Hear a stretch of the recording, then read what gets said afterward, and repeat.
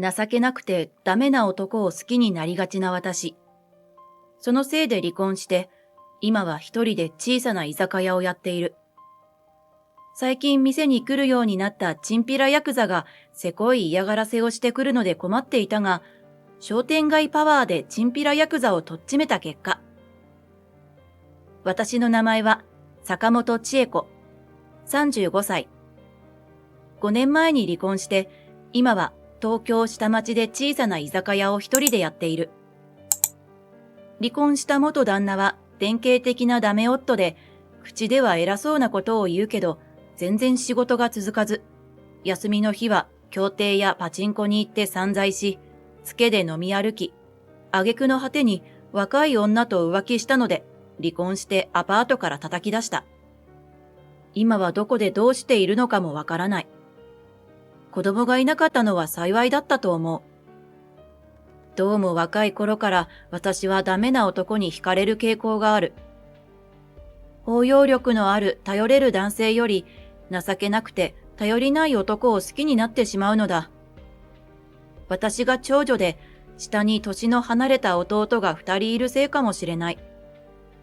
共働きの両親に代わって9歳の時から弟の面倒を見ていたからだ。男の子というのは、まあなんというか、おバカで可愛いものだ。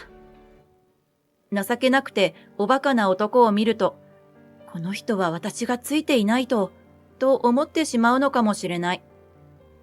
付き合った男をダメにしてしまう女もいるらしいが、私はもともとダメな男を好きになってしまう女だ。どちらにしてもあまりいいことではない。そんなタイプのせいか、人一倍生活力はある。車の免許は二種免許も大型免許も持っているし、調理師免許も持っている。結婚していた時は外食チェーン店の店長をしていたが、離婚後は大型トラックで長距離のドライバーをやってお金を貯め、居抜きの小さな居酒屋の開業資金を作った。それが今やっているお店、なごみだ。料理の評判はそこそこいいと思う。カウンターの前に大皿を並べて料理を乗せてあり、これちょうだいと注文してもらうスタイル。もちろん作りたてのメニューもある。やっぱり定番の唐揚げが人気だ。カウンター10席の狭い店なので、私一人で十分接客できる。自分の出身地である東京下町で、駅前からも繁華街からも離れた場所だけど、商店街から道を一本入った場所にあるので、お客さんはほとんどが古くから地元にいる人たちだ。最近では常連さんも増えて、女一人で生活していくには困らないくらいの売り上げはある。ところが最近、ちょっと厄介な客が出入りするようになった。ヤクザまがいの若いチンピラの男だ。年齢は20代半ばぐらい。頬に傷があり、いつも派手なピンクの柄物のシャツを着ている。最初の1、2回はおとなしく飲んでいたのだが、私が独り身で何の後ろ盾もないと知ると態度がでかくなり、長時間居座るようになった。気弱なお客さんは怖がって帰ってしまうし、迷惑なことこの上ない。しかもあまり酒が強くなく、大した売り上げにもならないのだ。姉さん、この店一人でやってんだろ？女一人じゃいろいろ不安じゃねえか？俺が後ろ盾になってやろうか？少し酔いの回った口調でそんなことを言ってくる。後ろ盾が必要なほど大したお店じゃないわよ。私がそう言うと、何？俺は新宿じゃ有名な組の舎弟だぞ。こんなちっせえ店どうにでもできるんだからな。と凄んでくる。こんな小さな店に対してせこい恫喝をするなんてみっともないと思わないんだろうか。お客さん、新宿の組の人がなんでこんな下町に？通勤っていうのかわからないけど、新宿まで通うのも大変でしょ？私がそう聞くと、返事に詰まって黙り込んでしまった。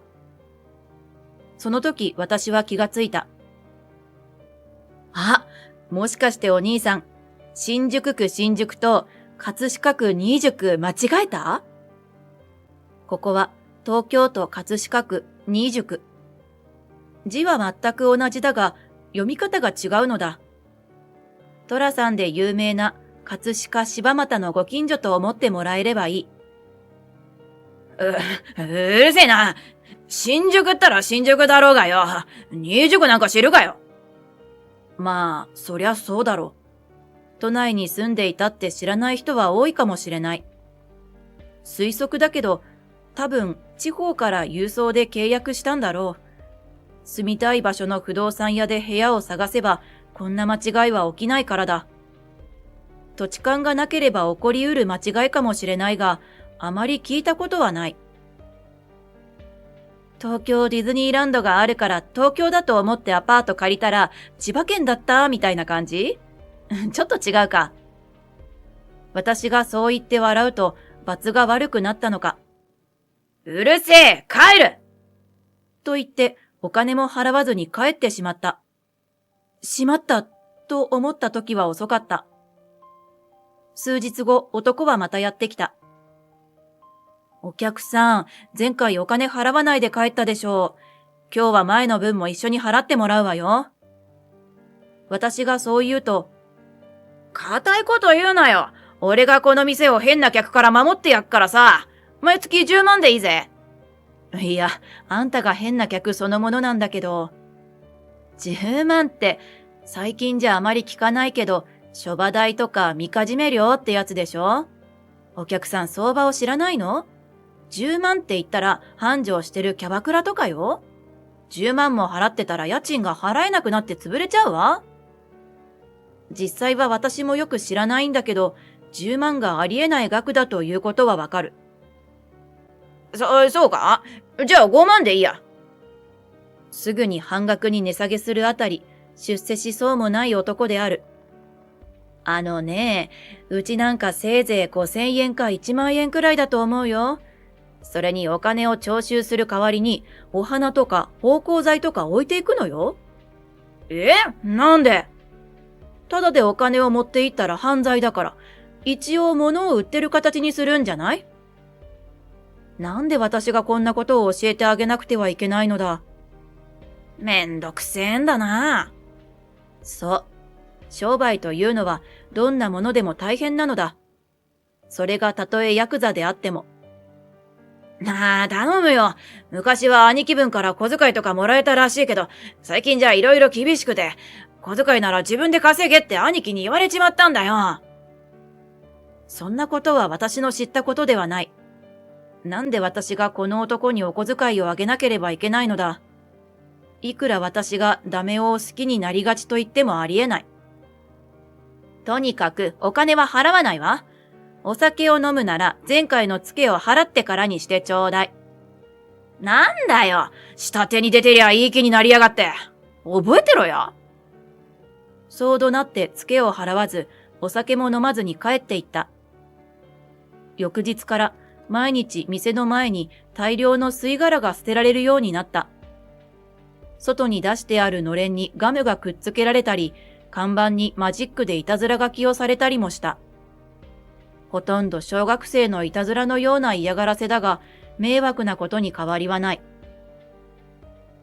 夕飯の買い物で混み合う前の暇な時間に、商店街のおばさまたちの井戸端会議が開催されていた。ああ、最近よくこの辺フラフラしてる、ほっぺたに傷のあるピンクのシャツ着た男だろ？必ずセンスの悪い柄物のピンクのシャツなのよね。どこで売ってるのかしら。うちの店じゃあんなシャツ置いてないわ。どうしてああいう人たちってあんな悪趣味な格好するのかね。普通の格好してたら普通の人と見分けがつかないからじゃないですか。今日のメンバーは魚屋のおかみさん、衣料品店の女主人、八百屋のおばあちゃん、そして私だ。私も食材はほとんど商店街で調達しているので、すっかり顔なじみになっている。みんな下町のおかみさんといった感じで気さくな人たちだ。まあ、あんまりひどいようだったら、この辺を仕切ってる敵屋の親分さんは私の幼馴染だから、ちょっと閉めてもらえばいいわよ。魚屋のおかみさんがそう言った。わあ、頼もしい。でもそれでややこしいことになったら困らない？新宿の組の下っ端みたいだし。そんな後ろ盾がいるのは本当に助かるけど、私の店のせいで問題が大きくなるのは困ると思った。それがきっかけで大抗争とかになったら、居酒屋大抗争とかって週刊誌に書かれちゃうわ。と、医療店の女主人が面白がって言うと、いやー、さすがにそれはないでしょ。と、八百屋のおばあちゃんが突っ込んでみんな笑った。とりあえず、あたしらでできることをしてからだね。と、魚屋のおかみさんが言い、商店街のおばちゃんパワーを舐めないでほしいわよね。と一致団結して、あの男に対処することを決めたのだった。ヤクザには2種類あって、いわゆる裏社会っぽい団体と、地域密着でお祭りなどを昔から仕切ってきた敵屋と言われる小規模な組があるらしい。下町にはそういう小規模な組が多いのだとか。最近ではいろいろと取り締まりが厳しくなって、ヤクザの世界も大変だという話で井戸端会議が盛り上がった。昔から地域密着の敵屋系ヤクザは町の治安を守っている部分もあり、みんな割と好意的な意見が多かった。その日、お店が閉店してゴミを出した後に、翌日出す予定のアジの南蛮漬けを漬け込むのを忘れていたことに気づいて作業をしていると、店の引き戸が開いて、例の男が覗き込んできた。おい、従わないからゴミ捨て場を荒らしたぞ。そう言って不敵に笑う。やってることは本当に低レベルで呆れてしまうが、これには本当に腹が立った。うちは夜の営業なので、朝ゴミ出しができないから、商店街のおばさまたちに相談して、蓋付きの大きなポリバケツをゴミ捨て場に置いて、そこに捨てさせてもらっているのだ。ゴミを？大変なことになりますよ。大変なのはあんただろ。おとなしく従って俺に金を払うまで嫌がらせしてやるからな。そう言って男は帰っていった。ゴミ捨て場に行ってみると、うちの店の名前が書いてある大きなポリバケツが横倒しになり、中に捨ててあった区指定のゴミ袋が破かれて、中身があたりに散乱していた。野菜の切れ端に魚の内臓などの生ゴミで、道路まで汚れが広がっている。もう、これは許せない。夜中にゴミ掃除をさせられて、堪忍袋の尾が切れた私は、早速、翌日商店街のおばさまたちに相談した。おばさまたちは私以上に怒り心頭だった。日々ゴミの分別に気を使っている。家庭を預かる女性にとってゴミを荒らすという行為は怒りの導火線に火をつけるようなものだ。商店街のグループ LINE に一斉に連絡が入った。頬に傷のあるピンクのシャツを着た20代半ばのチンピラヤクザを出入り禁止でお願いします。嫌がらせやゴミ箱を荒らすなど数々の狼藉を働く不届き者です。みんなの力でこの町から追い出しましょう。井戸端会議メンバーを中心に口コミでも徹底抗戦を呼びかけた。いざとなったら私の幼馴染の親分さんに頼むから怖がらずに頼むよ。という魚屋のおかみさんの耳打ちは効果絶大だった。普通は良識ある大人はチンピラヤクザに立ち向かおうとは思わないだろう。こうして男はどの店で買い物や食事をしようとしても、悪いね。あんたには何も売れないんだ。帰ってもらえるかい？あんたに食わせるラーメンはないんだ。酒なら1キロ先のコンビニで買っとくれ。などと言われて断られ、ふざけんな！俺を誰だと思ってる！とその場で凄むと、すぐさま周囲の店から数名が応援に駆けつけて男を取り囲み、圧をかけて追い払われることになった。男はうちの店にもやってきて、私が、出入り禁止だからお酒は出せないわよ。いや、その前にツケを払ってよ。2300円。と言うと、なんだよ、ここもかよ。ここの商店街の連中、寄ってたかって俺を出入り禁止にしやがって。と情けない声を出す。すでにかなり心が折れているようで、やっぱり小物だなと思った。あなた新人みたいだから教えてあげるけど、ヤクザの世界には縄張りがあるのよ。あなた新宿の組に入ってるんでしょ？それがこの町で妙なことをしてたら、地元の組の人に締められるわよ。え？自分が原因で他の組と抗争になったりしたら、落とし前に小指の一本くらい取られるかもね。男が明らかにビビった様子を見て私は言った。ちなみに、組長は魚屋のおかみさんの幼馴染なんですって。呼べばすぐ来るって言ってたわよ。呼んでもらいましょうか。これを聞いた男は泣きそうになって店から逃げ出した。そしてやっぱりツケは払っていかなかった。その後、男の姿を見かけなくなって1週間が過ぎた。嫌がらせもすっかり収まって、今まで通りの平和な日常が戻ってきていた。大変だったらしいじゃないか。俺が応援で関西に行ってなかったらな。そんな変な野郎に好きにさせなかったのによ。カウンターに座って日本酒を飲みながら、例のチンピラヤクザよりよっぽどこわもての男が渋い声で言った。どこの組の人ですか？と言いたくなる風貌だが、彼はその筋の人とは逆のお仕事をしている刑事さんなのだ。このお店開店以来の常連さんで、山西さんという。年齢は40を少し過ぎたくらいだと思う。ほぼ毎日うちの店に来て、夕食を兼ねた晩酌をして帰っていくお得意さんだ。その時、店の戸がゆっくりと開いて、例のチンピラヤクザが入ってきた。山西さんの姿を見てぎょっとした顔をして。組の人ですか？と聞いたので思わず吹き出してしまった。だったらなんだ？山西さんも否定せずに凄みのある声でそう返した。いや、すみませんでした。立ったまま勢いよく私に向かって頭を下げて、椅子の背もたれの角に額をぶつけた。顔を上げるとうっすら血が滲んでいる。私がおしぼりを手渡すと、すみません。ありがとうございます。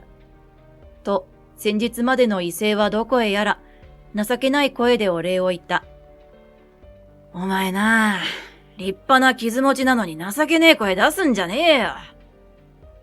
山西さんが呆れたように言った。いいえ、これは、浮気の頃に自転車でこけてできた傷で。そうだったのか。ますます情けないじゃないか。俺、この傷のせいで田舎にいた時はよく不良に絡まれて。だったら東京に行って本物のヤクザになってやろうと思って、新宿にアパート決めてから上京してみたら、新宿じゃなくて。新宿だったってわけね。あなたヤクザとか向いてないわよ。私がため息をついてそう言うと。はい、俺もそう思います。兄貴分にもお前は使い物にならないから田舎に帰れって言われました。それを聞いた山西さんが苦笑しながら言った。いい兄貴分でよかったな。もし組を辞めるときに揉めるようなら連絡しなよ。胸ポケットから名刺を取り出して男に渡すと、それを見た男が、刑事さんでしたか？と変な声を上げて、大事そうに名刺をお財布にしまうと、財布から2300円取り出してカウンターに置いて、何度も頭を下げて帰っていった。なんだありゃ。そう言って山西さんが笑う。悪い子じゃなかったわね。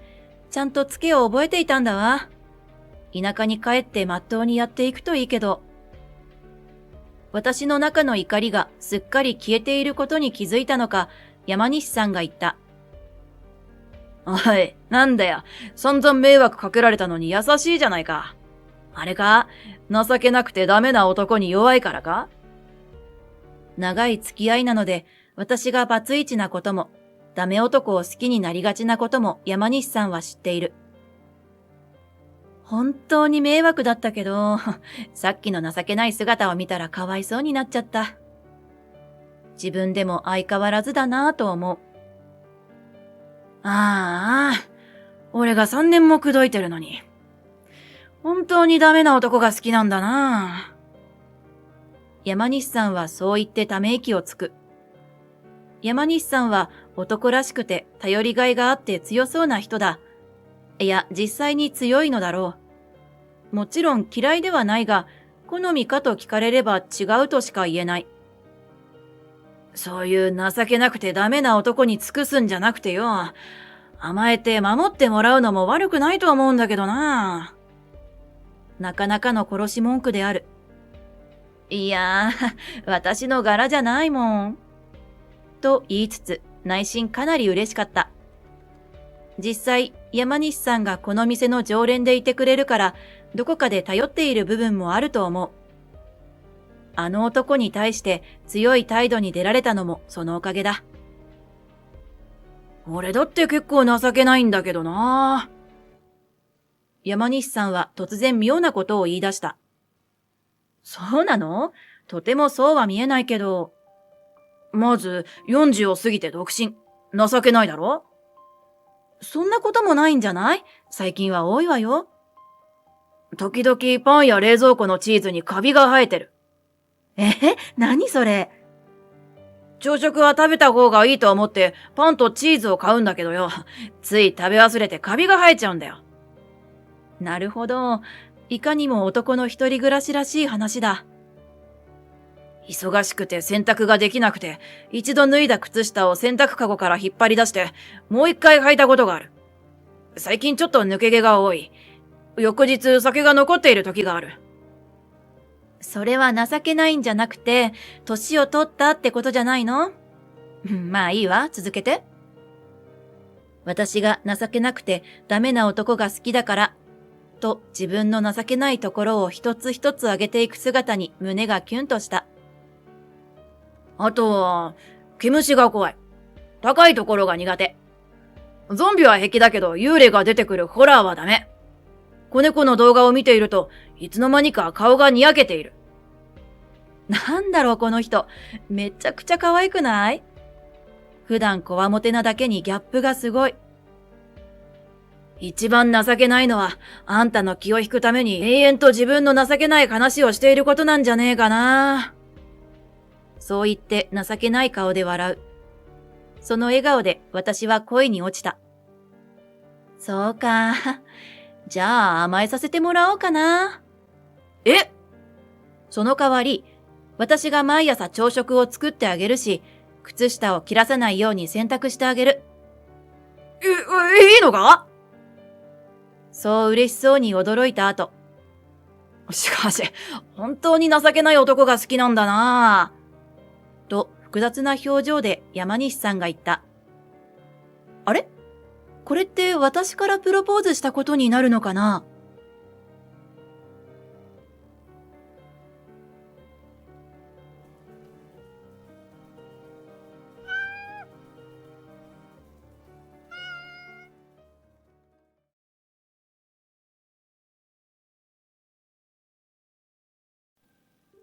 私は岩崎春美。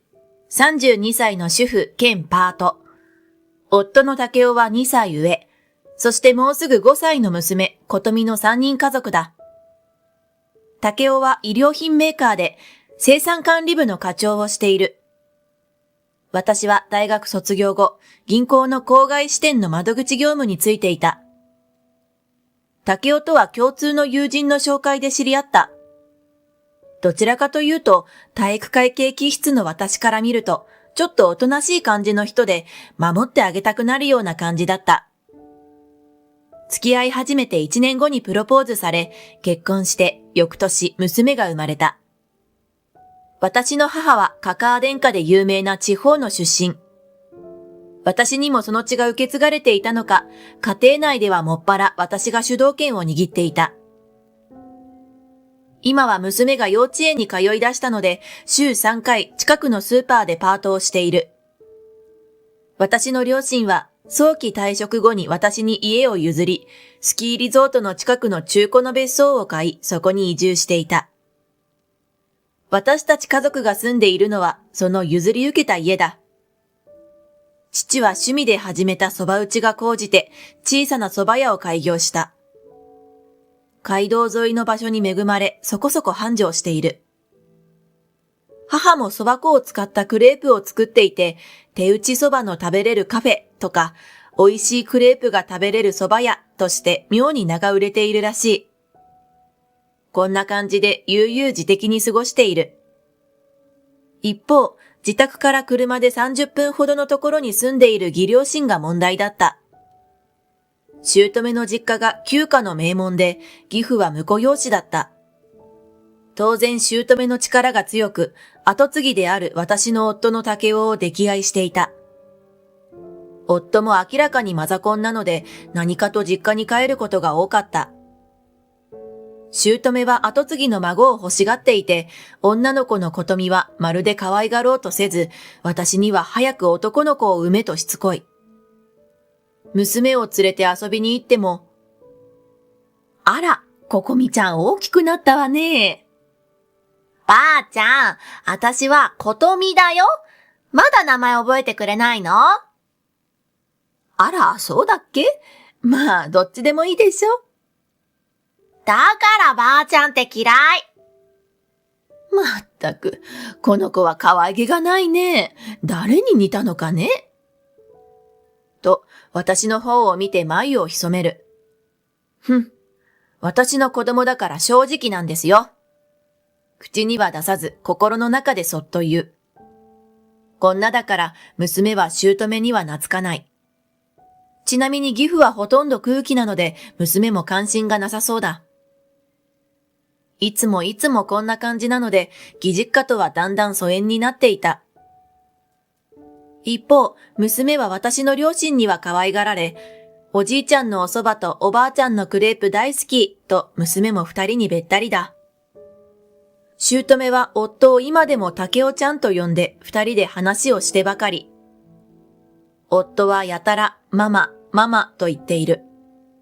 さすがマザコン、寒気がする。姑は私の顔を見ると、はるみさん、うちは名家だから、後継ぎの男の子が必要なの。娘なんかじゃダメなのよ。早く男の子を産んでちょうだいね。簡単にポンポン産めるはずもなく適当にあしらっていたが、ご近所さんのお孫さん、男の子なの。いいお嫁さんをもらえてよかったなんて言ってるのよ。そう言ってため息をつくと、それに比べて、うちは。と、いかにも私が悪いと言わんばかり。旧家だか名家だか知らないが、時代錯誤にも程がある。義父は婿養子なので、姑に逆らえず、うんとうなずくだけ。こんな生活でも娘が可愛いので我慢していた。しかし、夫はことあるごとに、ことみが男の子だったら、なんて言い出す始末。女の子じゃダメなの？と聞くと、だってママが、と来るのだ。そして、私とのやりとりを夫から聞いた姑が必ず電話をかけてくるのだ。ちょっと、なんで竹雄ちゃんをいじめるのよ。嫁のくせに、夫を大事にできないの？そんな言い草に私は反発する。あら、お母さんはお父さんを大事にしてます？お父さんってここしばらく声も聞いてないですけど。なんだとこの鬼嫁が。今度竹雄ちゃんをいじめたら承知しないからね。私が鬼ならそっちは悪魔ですね。いい加減小離れした方がいいですよ。もはや私は姑と戦争状態に入っていた。そんなある日、夫から相談があった。うちの両親が旅行に行きたいって言うから少し援助してあげたいんだ。10万円くらい用立ててほしいとのお願いだ。そんな余裕どこにあるのよ。自分の給料がいくらか知っているでしょ？もう。だったらわかるでしょ？うちだって旅行がしたいのに。日頃の鬱憤を晴らしてやる。でも、もう両親とも年だし、そのうち足腰も弱って出かけられなくなるから、今のうちに行きたいところに行きたいと言うんだ。これも親孝行だろうなんて情に訴えてくる。気持ちはわからなくもないけど、自分たちのお金でなんとかならないの？いろいろ旅行用品を揃えたら、肝心の旅行代金が足りなくなったそうだ。呆れた。計画性がないからそうなるのよ。あなたと同じね。そう言うなよ。かわいそうじゃないか。全然かわいそうじゃないわ。こっちが我慢までしていい顔したいなんて、いい加減にしなさい。でももストライキもない。あ、ちょっと昭和なツッコミ。腕を組んで仁王立ちの私の前で夫は小さくなる。それを見ていた娘が、ママかっこいいと言ってパチパチと可愛い手を叩いた。夫はお金が用意できない責任を私に押し付けるように姑に電話をした。まったく、あの嫁は役立たずなんだから、夫の親に孝行できないなんて本当の家族じゃないわね。なんとかしなさい。あの嫁もパートで働いているんだから、少しは蓄えがあるでしょ？もう旅行まで日がないから早くしてね。結局、夫は怖い姑に逆らえず、琴美のための貯金からこっそり10万円を引き出したのだ。そのことを知った私は怒り心頭に、義実家に突撃した。お姑さん、旅行の件でお話があります。あら、いきなり何かしら。とぼけないでください。旅行のお金を出せってどういうことですか？息子が親孝行で出してくれたんでしょ？何がおかしいの？のっけから完全に戦闘モードだ。夫は娘の貯金から用立てたんです。これって許されないことでしょ？どうでもいいじゃない。いずれ嫁に行っちゃうんだし、お金かけても無駄よ。何言ってるんですか？可愛い私の子供です。子供にお金を使うのは親の役目でしょうに。姑はやれやれといった表情で、まったく、どうしてこんなのを嫁にしたのかね。後継ぎは産めず、全然家の役に立たないわ。私は家と結婚したんじゃありません。そんなに後継ぎが欲しけりゃあなたが産めばいい。そう言って私は義実家を後にした。とにかくこの10万円は夫の小遣いから返済させることにした。そして旅行から帰ってきた義両親は夫と娘を義実家に呼び出した。気にはなったが何より私の頭を占領しているのは琴美の5歳の誕生日のことだ。この年齢の子の誕生会は難しい。誰を呼ぶか。娘を誕生会に呼んでくれた子はもちろんお返しに招待しなければならない。でも人数に限界がある。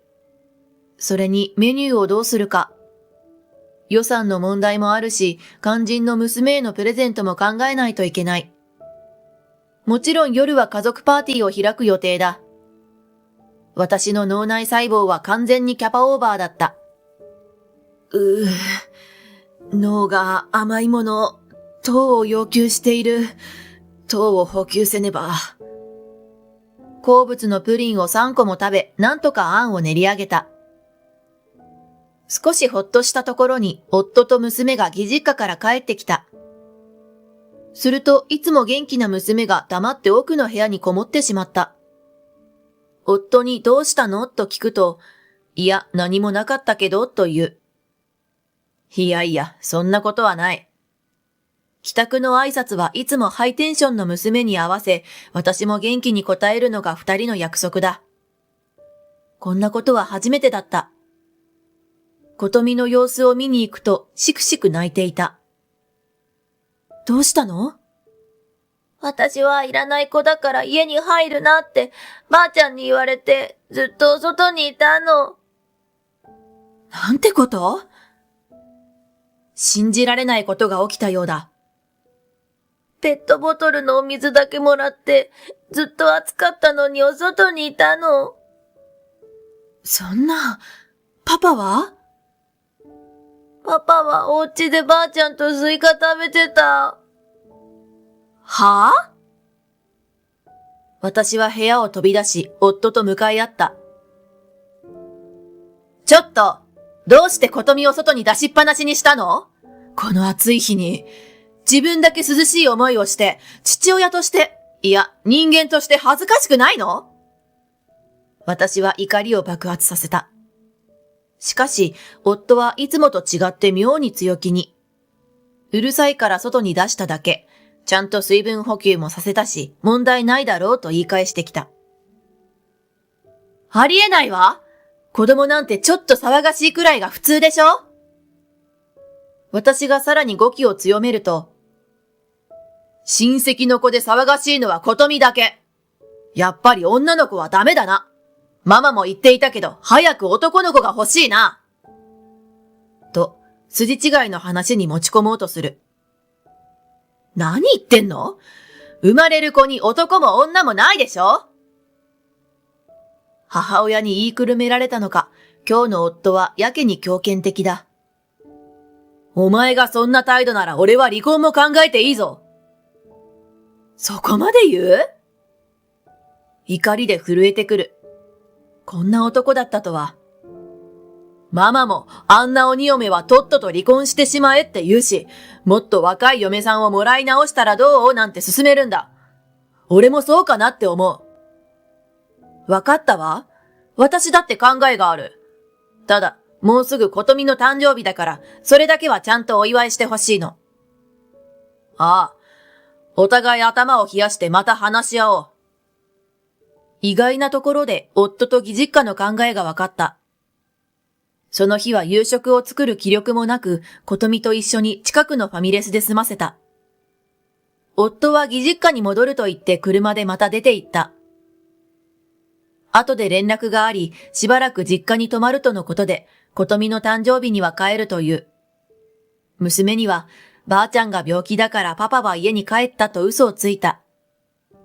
娘は、ふーんと言っただけで、子供なりに気を使っているようだった。私はこれまでのいきさつを実家の両親に打ち明けた。子供の幸せを一番に考えなさい。子供が幸せならお前だって幸せだろ？俺たちはお前と琴美の味方だ。なんならこっちに来ても構わん。いや、孫の顔を毎日見られるから大歓迎だな。と父は笑ってくれた。私の実家は部屋に余裕があるので親子二人が戻っても問題ない。学校はちょっと距離があるが大丈夫だろう。何より自然環境が抜群だ。このまま別れても、頭の中に離婚の二文字が浮かんでいた。そして琴美の誕生日。夫にはパーティーの時間を伝えていた。昼間、娘のお友達を集めてお誕生日会をし、そして夜は家族でパーティーを開く予定だった。しかし、予定の時間になっても夫は帰ってこない。パパ、遅いね。どうしたの？そうだね。パパも忙しいからちょっと遅くなっちゃうかもね。そう言いながら、いくらなんでも遅すぎると思った。予定を1時間ほど過ぎた頃、さすがにおかしいと思い夫に電話をした。どうしたの？まだ帰ってこないの？ああ、お前か。どうしたんだこんな時間に。どうしたじゃないでしょ？今日は琴美の誕生日だから家に帰るって言ったじゃない。琴美は箸もつけずにパパを待っているのよ。そうか、そうだったな。少し酔っ払っているのだろうか、どこかヘラヘラしている。今、パパとママと一緒にオーストラリアに来てるんだ。今回はママの希望でリゾートホテルで豪華に過ごすんだ。3週間の予定だからそのつもりで。それから、オーストラリアって意外とワインがうまいな。はぁ？オーストラリアって？ちょっと何を考えているの？琴美の誕生日を忘れたっていうの？そんなことはどうでもいいじゃないか。俺は興味ないし。夫のとんでもない発言をフォローするように姑の声が聞こえた。誰だい？鬼嫁かい？そんなのほっとけばいいのよ。男の子が産めない役立たずはもういらないって言っておきな。その声を受けるように夫は、俺もそう思うわ。離婚も考えているし、思い切って豪華な家族旅行にしたんだ。せっかく楽しんでいるんだから、もう電話するなよ。そう言って電話が切れた。なんということだ。私ははっと悪い予感がして、夫と共同で貯金している通帳を確認した。なんだこれ。残高はゼロ。300万近くあった預金がすべて引き出されていた。あいつはこのお金で両親とオーストラリアに行ったんだ。私はあまりのショックに座り込み、涙が止まらなかった。心配した娘が、ママどうしたの？なんで泣いているの？パパ来ないの？と寄り添ってきた。ごめんね。パパ、今日は来れないの。来ないんだ。でも、ママがいるから大丈夫。琴美はママが大好きだもん。と私に抱きついてきた。いや、抱きしめてくれたのだろう。私は泣きながら琴美を抱きしめた。琴美、ママは琴美を必ず守ってあげるからね。この時、心の中で何かが崩れる音がした。翌日から私は動いた。役所に行き、必要な書類を揃えた。何もかも清算して実家に帰ることにした。私はすべてを粉々にしてやろうと誓った。夫から母親と写っているオーストラリアの写真と一緒に、豪華な旅行は楽しいよ。お土産は罰としてなし。駅に着いたら連絡するから迎えに来い、とメールがあった。母親と一緒が心強いのか、かなり強気の内容だ。誰が迎えなんてするものか。自分の荷物は両親の家に運び、夫の荷物はとりあえず整理した。パート先の友人に事情を話すと、私の味方になってくれた。なんと、その友人の旦那が運送会社に勤めているとのことで、その会社が荷物を運んでくれることになった。費用は義実家に請求してもらい、ついでに保管もできるそうなので、それも相手持ちにして預けることにした。そして私と娘は実家に行き、両親は優しく迎えてくれた。両親の顔を見て私はまた泣いてしまった。やがて夫たちの帰国の日が近づいた。実家で落ち着き始め、そろそろだろうと思っていると夫からメールが来た。駅に着いたから迎えを頼む。もちろん無視した。何度もメールや着信があったがすべてスルー。やがて義実家に着いたのだろう。固定電話から着信があった。潮時だと思い電話に出た。何度も連絡しているのにどうして電話に出ないんだ。説明しろ。もうあなたと夫婦を続ける気持ちがなくなったわ。お望み通り離婚しましょう。おい、本気か？離婚だぞ。離婚ってのは、離婚なんだぞ。あんたと、あんたの大事なママが、そのように望まれているようですから。は？とにかくすぐ戻るから落ち着いて話し合おう。そんなやりとりで電話が切れた後、すぐまた着信があった。おい、運送屋のトラックが俺の実家に来て荷物をバンバン下ろしているんだが、これは一体何なんだ？ああ、それはあなたの荷物です。そろそろご帰国だと思ってお届けいたしました。ちゃんと着払いで費用の支払いをお願いします。それと保管料もあるはずなので、荷造りは大変だったけど、それはサービスしておきますね。冗談はやめろって。とにかく落ち着け。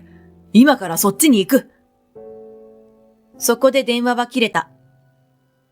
私と娘は母の特製クレープを食べ、ワクワクしながらその時を待った。壁の時計を見てそろそろかなと思ったら電話がかかってきた。もしもし。おい、自宅に戻ったら何もないんだが。ああ、綺麗になったでしょ。いや、これはどういうことだ？わけがわからん。お前らはどこにいるんだ？ことみは一緒なのか？私たちの家に戻った夫は、家の中がすっからかんになっているのに仰天しているのだ。はーい、ことみも一緒でーす。ほら、パパよ。もしもし、ことみは、おばあちゃんのクレープ食べてまーす。ママの実家にいるのか？うん、そうだよ。お昼はお蕎麦食べて、美味しかった。娘からスマホを受け取り、近いうちに弁護士から離婚に関する話が行くと思うからよろしくね、と向けた。いや、それよりここはどうしたんだ？家がなくなって更地になっているんだが。夫の驚きは別のところにあるようだ。売っちゃったわ。土地は結構いい値がついたけど、家はダメね。だから更地にしたのよ。そう。綺麗さっぱり清算したくて、彼らの旅行中に処理を済ませたのだ。土地を売った金はどうした？俺はもらえる権利があるはずだ。結婚前に私が相続した土地だから、あんたには権利がないの。私の個人資産だからね。そんな。じゃあ、ことみはどうするんだ？今度は親権の問題だ。子供を外に放置して平気な人がよくそんなことが言えるわね。あんたに渡したらことみの命に関わるわ。親権は私。養育費を払いなさいよ。そして財産分与はちゃんとお願いしますよ。大切な貯金を使い込むなんて。その分はきっちり請求します。弁護士を交えて話し合いましょう。俺はこれからどうなるんだ？おいおい、誰に聞いてるの？そんなこと知ったこっちゃない。大好きなママの言う通り、若いお嫁さんに後継ぎでも何でも産んでもらえ。まだ離婚が決まったわけじゃないのに。弁護士さんにそう言いなさい。もう何も相手にしたくない。最後に言っておくけど、あなたとよりを戻す気なんて全くございません。それじゃ、そろそろ夕食の支度を始めるので、さよなら。そう言って電話を切った。ママ、かっこいい。娘のことみがパチパチ手を叩いていた。そして離婚協議に入り、私は弁護士にすべて一任した。夫は予想通り姑を連れてきた。姑は責任はすべて嫁。竹雄ちゃんは悪くないの一点張りで、私に一切の責任を押し付けてきた。私は弁護士としっかり打ち合わせを行い、慰謝料は要求せず、使い込まれた分を含む財産分与と、ことみの養育費を求めた。夫はぐだぐだ言っていたが、合意できないなら家庭裁判所の調停に持ち込むと通告すると、しぶしぶ要求を飲んだ。財産分与と養育費は義両親が家を売って用立て、一括で受け取った。一連の騒動が落ち着いた頃、ことみは新しい幼稚園に通うことになり、新しい友達ができた。自然豊かな風土に育まれ、ことみは活発でたくましい子に成長している。私は元銀行員の経歴がものを言い、近くの JA で働くことになった。近隣の農家の人と仲良くなり、時々野菜を分けてもらったりする。そんなある日、前の住まいの時の友人たちが訪ねてきて、元夫の近況を聞くことができた。彼は母親の言いなりになって、若い女性と再婚するため婚活に勤しんでいたそうだ。会社の若い子にしきりに言い寄っていたけれど、そのしつこさと気持ち悪さで女性全員に嫌われ、ついに会社を辞めてしまった。その後すっかり女性恐怖症になり、建築系の男ばかりの会社でアルバイトとして働いているらしい。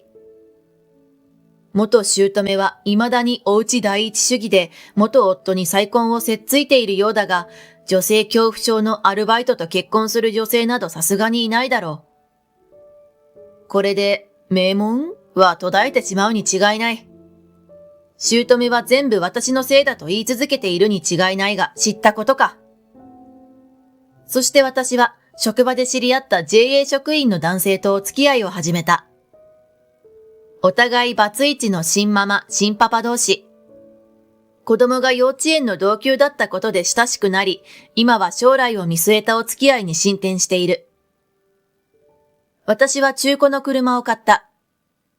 オーストラリアは無理だけど、ことみと時々近くの山や川をドライブする。ここに来て彼女の笑顔が本当に増えた。私の人生はこの笑顔を守るためにある、と改めて思う。幸い、私の両親はまだ元気に働いている。新しい伴侶も加え、お蕎麦とクレープ、そして地元生産者が作る新鮮な無農薬野菜を使った惣菜を近くの道の駅で販売しようと夢見る毎日だ。今日も娘とポンコツ車で河原に来た。見上げる空が青い。小川の小石を積み上げる娘の姿に微笑みながら大きく深呼吸をした。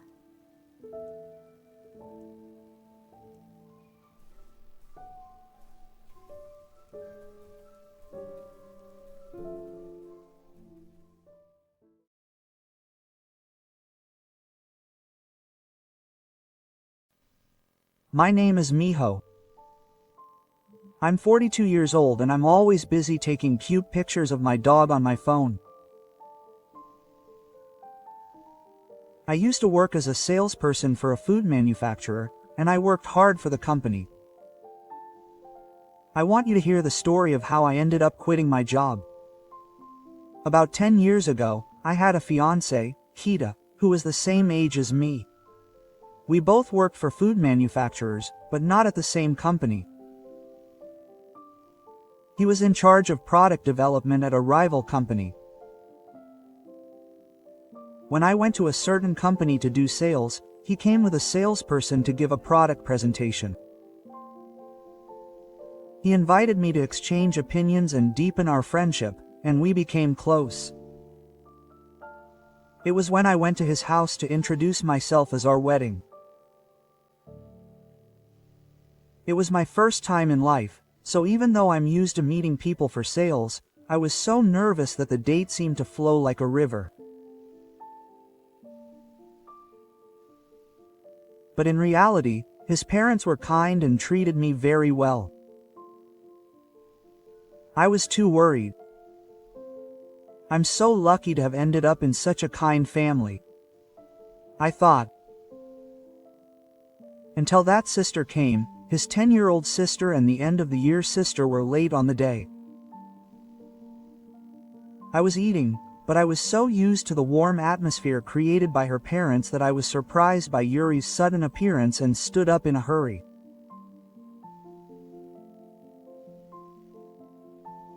He immediately introduced her as his sister, and I introduced her as my girlfriend, Miho, and she sighed, "Oh, Kita brought a woman who is very uncaring."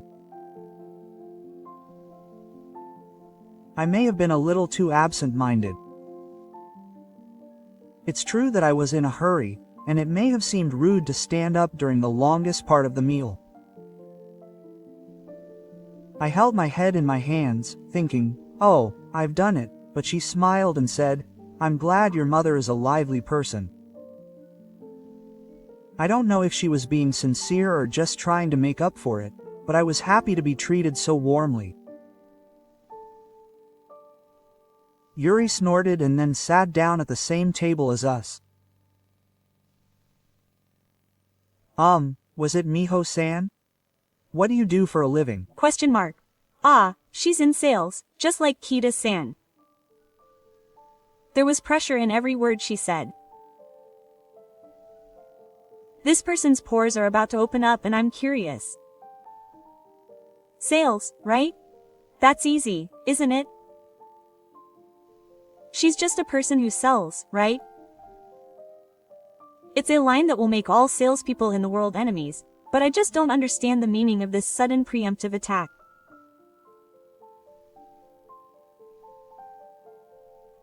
Kita said, "You might be stressed from work, but please try to be a little gentler with your words," and took over for me.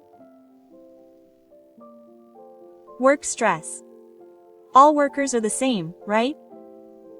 I think I look puzzled. Your sister was the young owner of a high-class restaurant, Ryote, 10 years ago.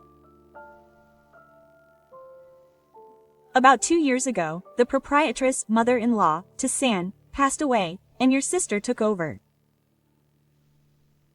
I replied to Kita's explanation, "Wow, I see. Ryote is amazing." But she didn't seem to want to expand on the story, and just laughed at me without looking at me. Round 1. Yuri's jab exploded. I was caught off guard and lost my balance. About a month later, Yuri suddenly invited me to dinner. In fact, I had exchanged contact information with Kata's family when we announced our marriage. However, I was surprised because I didn't expect to be contacted just for formalities. It would have been okay if she was my mother, but it was Yuri-san, and she wanted to deepen her friendship. I appreciate that. But from my perspective, the way she greeted me was too scary. I have no idea why she behaved like that. What is it about me that bothers me? Or was she really stressed and just felt bad at that time? I was worried that if we were alone, I would have touched her heart again, but it would be rude to turn down such an invitation. It's a let's be whatever attitude. I've overcome sales like this, so I'm sure it will work out. She drove to the meeting place and sighed when she saw me. We're going out to eat, so please pay more attention to your clothes. My outfit that day was skinny jeans, a casual blouse, and a petite necklace, so it shouldn't have been particularly eye-catching for lunch. I got hit with another jab right at the start of the second round. She took me in her car and took me to a high-class restaurant that is famous around here. If you're like me, you don't usually have a chance to eat good food. I'll give you a chance. Next, a right hook hit my body. I was in the middle of saving money before marriage. I didn't expect to come to such a high-class place, so I was worried about the money I had. What if she ordered a course meal? Would she be annoyed if I just ate a small amount? While I was thinking about this and that, I followed her as she continued to move forward and entered the restaurant. Ah, this kind of feeling doesn't suit me when I'm eating delicious food. Since we're in a saving mode, we should be satisfied with lunch or something, but as expected, she ordered a course meal with a familiar gesture. Oh, sorry. I didn't bring that much money, so I'm going to go to the ATM in the middle, so can I leave the seat? It was pretty embarrassing, but I couldn't stop myself. Then she burst out laughing. What? You really don't have any money? You're in sales, right? You get a decent salary, don't you? How are you going to eat with your clients with that? She always laughs loudly at me outside. I get it. This person hates me. As an aside, I'm more likely to be a loser than Ketsuda when it comes to basics. However, he often works overtime and on holidays, so it may be a bit much. I'll pay for this, so I'll feed at least one poor person. I wonder if she wants to dominate me. I offered to pay later, but she refused to accept it.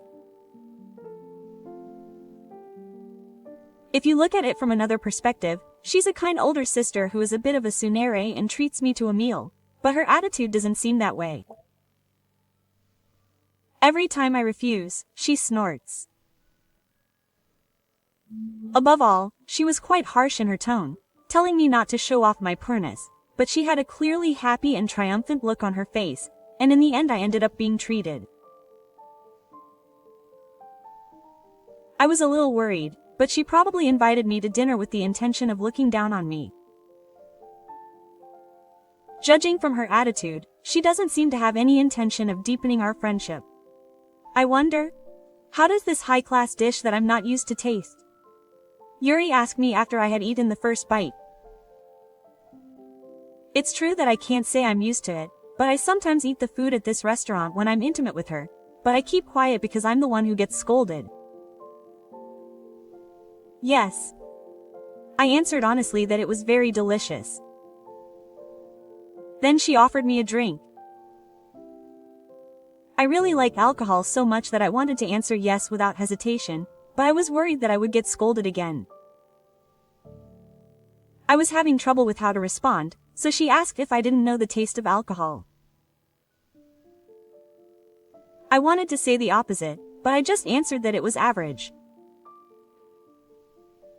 Actually, both Kata and I like alcohol quite a lot. When we go out to eat together, we always go to restaurants with a wide variety of alcohol.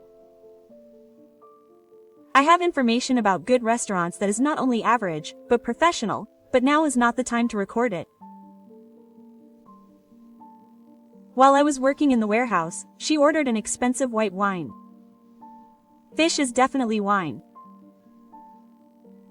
I'm poor, and poor people don't have the opportunity to drink high-end wine, so I don't know. Oh, aren't you the WB of poor and poor? Wow, that's boring.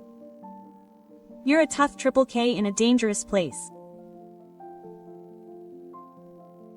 I thought I was better, but of course I didn't say it out loud. Personally, I prefer sake with fish, so I don't really understand the assumption that it has to be wine. If it tastes good, anything is fine. I guess it's no good. Her strange tension and unpleasant attitude made the delicious meal gradually tasteless. The hors d'oeuvres I bought at the supermarket when I ate with Kita's parents were really delicious. In the end, it's not the price that matters when you eat a meal, but the atmosphere of the place that you enjoy. Thinking about this deeply, I continued to eat the high-class food as if it were a chore. The second round was also a one-sided development with Yuri's advantage in the balance. I managed to avoid a downfall. Fortunately, I didn't have a chance to meet Yuri after that. When I told Kita about the restaurant, it was because of his abnormal obsession with me. He apologized. Apparently, he had taken over most of the care of her, instead of her parents who were working. Because of this, she is more strict with her younger brother's girlfriend than with her mother, and is especially strict with women who may become his sisters-in-law. Apparently, even as a child, she would throw away her younger brother's female friends' belongings, which was a cruel harassment. Since she was a child, she would be very harsh on you, assuming that you would marry her. I'll give you a quick complaint. I was grateful for Kita's suggestion.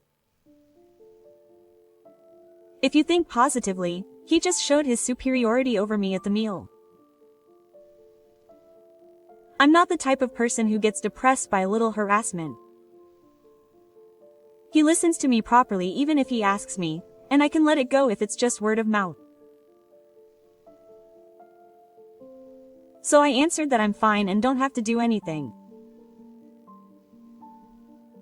Even if it's a little troublesome, they are his beloved family. If there is a possibility, I want to get along if possible. That's all I thought. And then the day of my appointment with Kita came. I haven't seen Yuri since that restaurant meal. I just didn't want to leave my anger there, so I sent it back through Kita. Kita said that she didn't accept it, but he forced it into her mailbox. It's been a long time since I've seen Kita's parents. We chose the high-class Ryote restaurant as our wedding venue, which is famous for its delicious steak and fresh seafood with a view of the sea. I think it's a fitting place for a memorable and important day. This is the first time that Kita's parents and my family have met. I was nervous when I heard that they could get along and whether we could mediate between them and deepen their friendship. But both of our families had a young and innocent air about them, so I ended up being lured in as well. It seems like there's no problem. Kita and I patted our chests.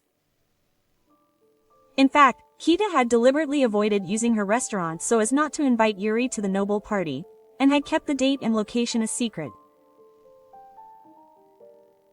However, she had contacted her parents to ask what had happened to her younger brother's noble party, and said that they would be having it at our restaurant, and as the conversation went on, she had no choice but to tell them.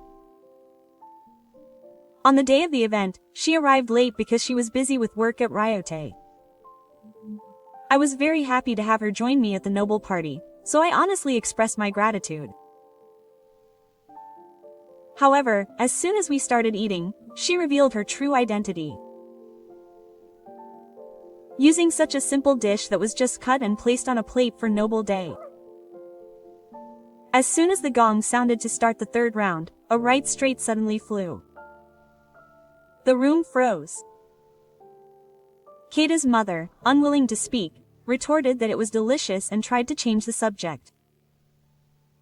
My mother replied with a smile, it goes well with alcohol. Yuri was eating sashimi of nogu. In her house, I think all sashimi falls under the theory of just cutting and boiling, but I wonder if there are cases where sashimi is banned at her restaurants. It goes well with alcohol. Don't you think you can just drink ginbatane sake? You don't care about the manufacturing process. That's why amateurs are troublesome. My mother was clearly a fool, and she looked at me with a grin. Not knowing what to say, my parents looked at me with a troubled expression. Sister, please don't embarrass me. Even though she's my sister, Kita is furious. Kita's mother also licked her lips, telling her to stop. My daughter can't let go of her brother, and it's troublesome. Kita's mother apologized to my mother and tried to wrap things up as a joke to lighten the mood. However, her younger brother's wedding was approaching and she was starting to get anxious, so her behavior was not going to be satisfied by this. You and your mother should reconsider. Such a disheveled girl is going to be my wife. She's on the verge of exploding. My father was completely upset by her words and tried to stand up, but my mother quickly stopped him. I don't want it. Such a poor girl. You learned that today. Both parents and children don't know what tastes good. You don't know what kind of food to feed Kita. He was brought up too badly. Let him say it. My father shook off my mother's energy and threw the butt in his hand onto the tatami mat. He must have reached the limit of his patience. It seems that he really wanted to hit her, but he held himself back with a little rationality. Yuno's celebration party suddenly turned into a training ground for Abby instructor. I'm not to blame. If you have something to say, just say it clearly. Kita doesn't need a poorly brought up wife who doesn't understand taste or the good and bad of things, and her family. Please go home soon. Okay. Let's all go home.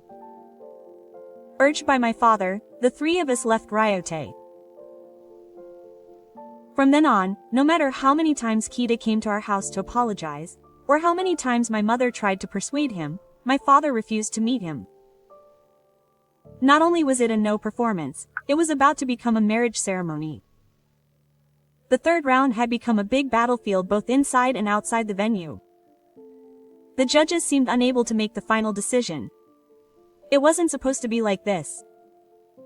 Our fault for not being able to stop her from attending the no performance. I didn't expect her to point that abnormal blade at my parents.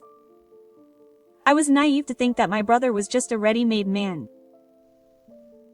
I want to marry Kita, and we have confirmed that intention with each other. Looking into her, I know that Kita's family is very honest. Yes, she is the only high wall that stands in my life. With my regrets for my past failures, I decided to stand up. Then I came up with a plan and went to Yuri's ryote. I wondered if I would be turned away at the door. I don't want to marry Hida, so I want to apologize for the other day. I didn't expect it, but I told her as honestly as I could, and she agreed to meet me. She loves to feel a sense of gratitude. I was sure that apologizing would tickle her ego. After making me wait for a while, Yuri, who had finished work, appeared in front of me. I'm sorry. I'm busy. She was smiling, but she still seemed a little wary. I'm sorry about the other day. It's nothing special, but it's a small apology. I offered her a gift of alcohol. I heard that she doesn't like sweet things, so I gave her alcohol. I'm worried that she won't like it, as someone who knows the taste of things. Oh, I see. Since we're here, why don't we have a drink together? So far, everything is going according to my plan. She sips the alcohol as if rolling it down the floor. How is it? Did you like it? Yes, it's smooth. It's not a good choice for you. But where's the alcohol? There's no label. Maybe it's the power of the alcohol. Her wariness seems to have softened. Yes, it's a famous hand statue, but it seems to be a new product and doesn't have a label yet. You can get something like that? She seemed surprised, but I didn't answer her and asked, how about some snacks? I didn't like it, but I'd like to get some advice from Yuri-san's accurate taste. When I said that, she said, oh my, and looked proud, not completely opposed. I opened the pack and took out the pickled kasu and crispy fried tofu topped with edamame, cheese, and cream mixed with a little wasabi. She reached for the pickled kasu and took a bite. Oh, it's delicious. Where is that from? I smiled at her and said I'm glad it suited my taste, and I also recommended the fried tofu. She seemed to like this one too. Good, good. Thanks to Yuri-san, I've had the opportunity to reevaluate myself and study taste. When I said that, she gave me her usual arrogant smile and said, you're getting a little more normal, aren't you? I felt inferior in my heart to her way of speaking, as if she was looking down on her old junior. As expected, a restaurant with a long history is a good thing. If it's not delicious, it's not called maiden. There is a proven track record there. You can feel that in this sake and snacks.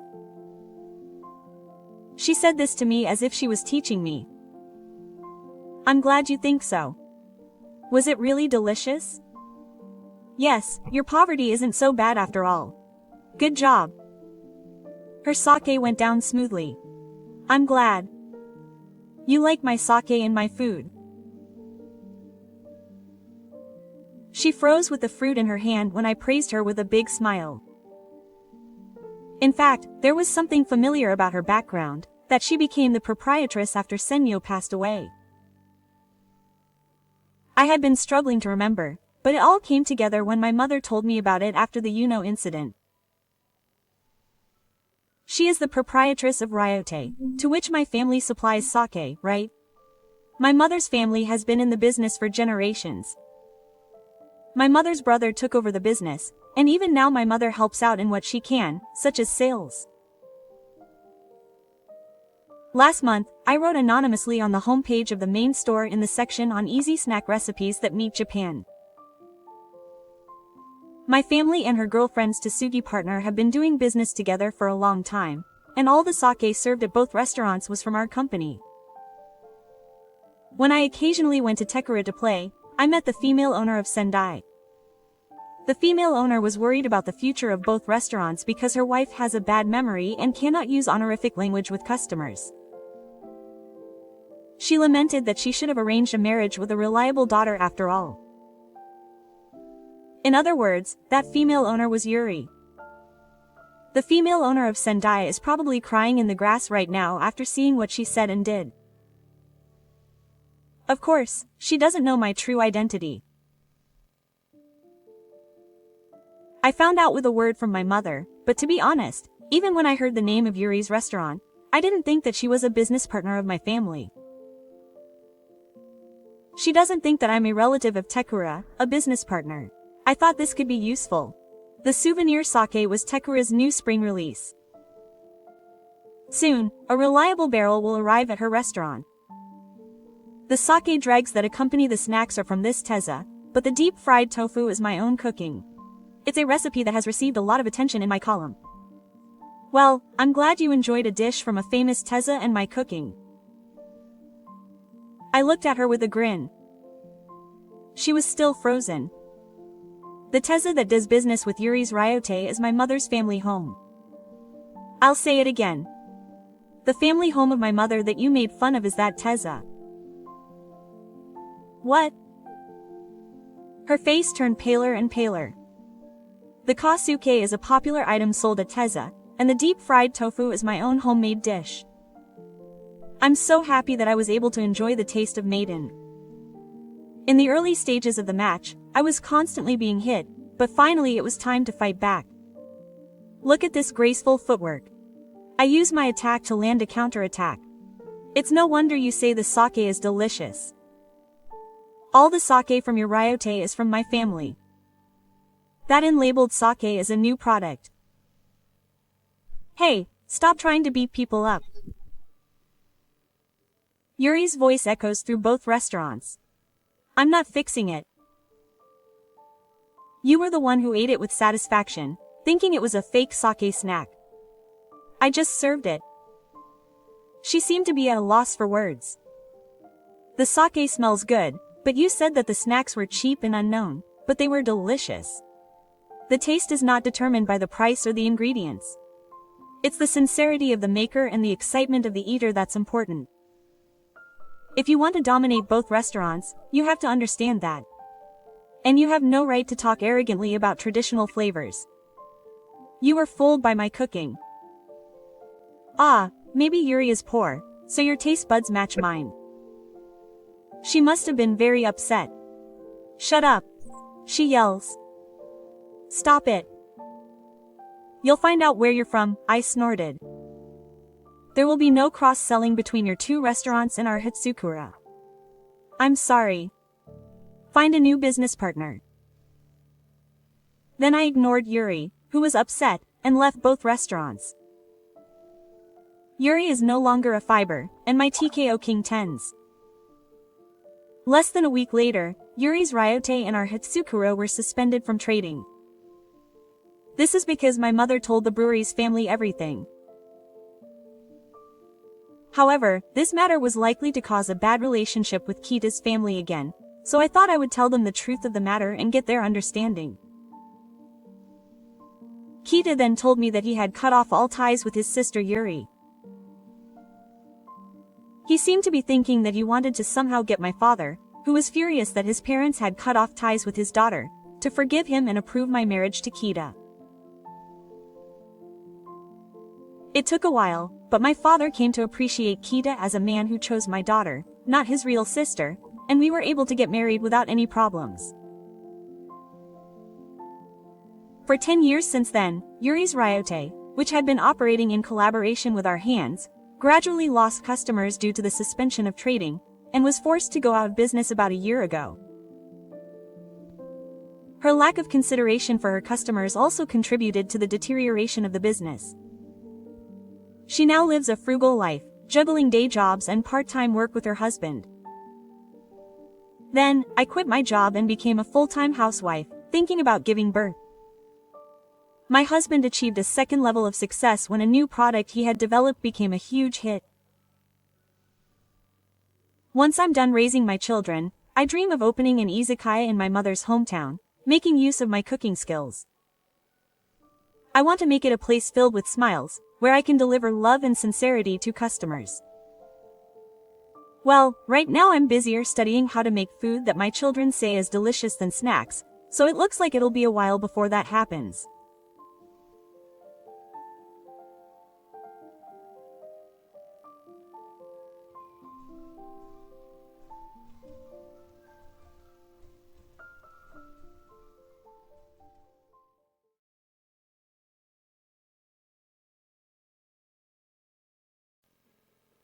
Mom, let's run away.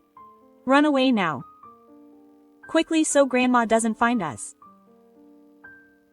Oh no. I was sleeping in a suspicious house when my daughter woke me up. My daughter was acting desperately. A scary-looking woman kept yelling for us to run away. No, it couldn't be a ghost. Let's go quickly. This house is scary. Grandma is scary too. There are so many scary things. My daughter who can see invisible things protected me from my mother-in-law. Mother-in-law, repent of your evil deeds. It may be useless now. I'm Harumi. I'm 33 years old and love theme parks and amusement parks. I grew up in the countryside. It was originally a barren land for amusement parks. What's more, my parents were busy with their own businesses. I rarely got taken to an amusement park on my days off. The only thing I remember is being taken to the Land of Dreams to celebrate my entrance into elementary school. Let's call it Disneyland here.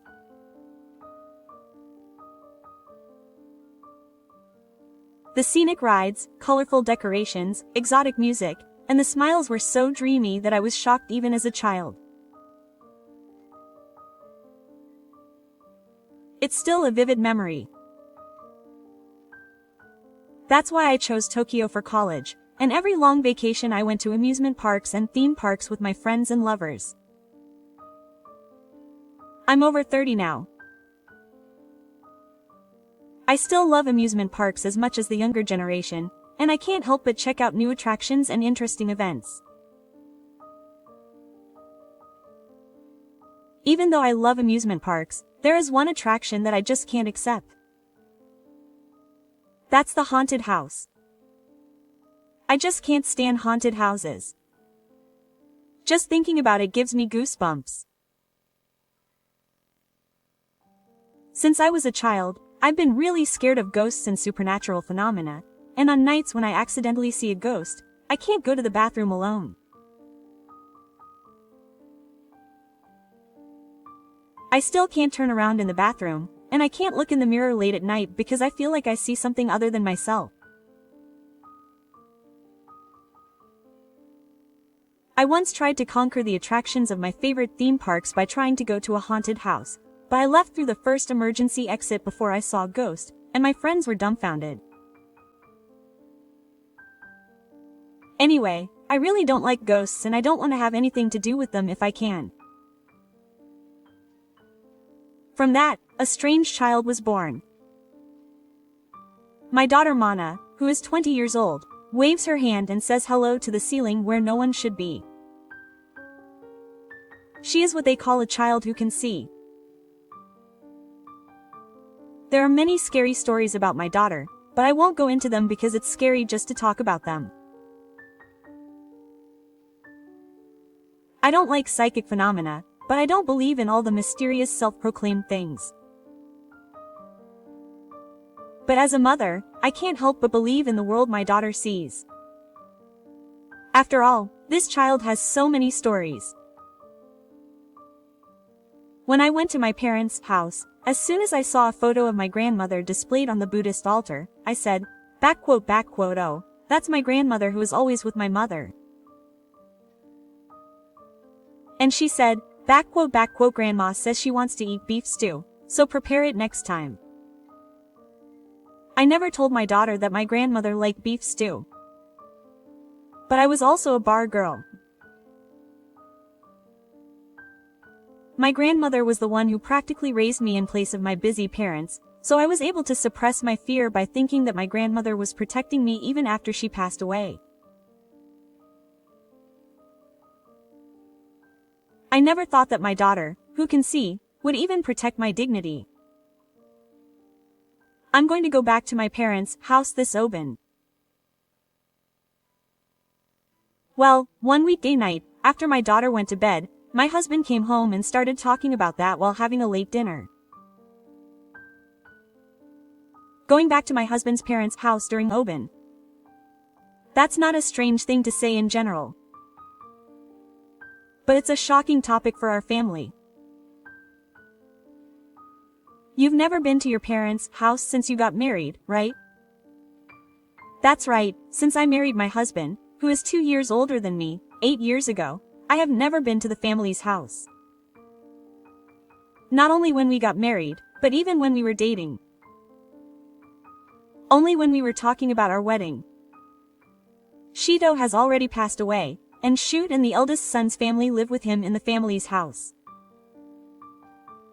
And Shido is a so-called eldest son believer and has no interest in my husband, the second son. We told him that we wanted to have a small wedding with only our relatives so that we could go on honeymoon to the mouse world overseas, which we had always longed for. At that time, he only said, oh, right. On the day of the wedding, he was completely attached to his brother-in-law and his son, and seemed to have no interest in us at all. I remember that my brother-in-law's wife, who was pounding white fish with a blank expression next to him, looked as scary as a ghost. My husband has always said that his family is only Harumi and Mana because he has lost his love for them. So why is he doing this now? When I am confused, my husband continues to talk in a very cheerful voice. Actually, it seems that my brothers divorced and their wives and children left. What, divorce? My brother-in-law and his wife were shocked, but when I thought about it, I realized that I didn't know anything about my brother and his wife. Well, if you leave that mother-in-law for more than 10 years, you can't have a normal person's nerves. I feel sorry for my mother, I can't help but stare at my husband's unexpected reaction. I feel many times more sorry for my brother's wife who has endured all this time and ended up getting divorced. I think so too. But my doubts were blown away by my husband's next outrageous statement. That's why I want to go back to my parents' house as much as possible from now on. Yes. Why is that? Oh, your mother has an older brother, doesn't she? I think it's fine if we don't go. But now I can't see my beloved grandchildren. But you're happy to take Mana, who you've never tried to meet since you were born. That's why you should deepen your relationship from now on. You said that you were a grandma's boy when you were a child. Don't you think it's a good thing for Mana to have more adults she can trust? Isn't that only true if your mother is a trustworthy adult? I didn't say that I didn't trust you either, but I can understand why you're worried because you haven't had any contact until now. But now that your brother's wife has left, I'm sure she'll love you. Wow. Even if I sigh, my stubborn husband doesn't hear it.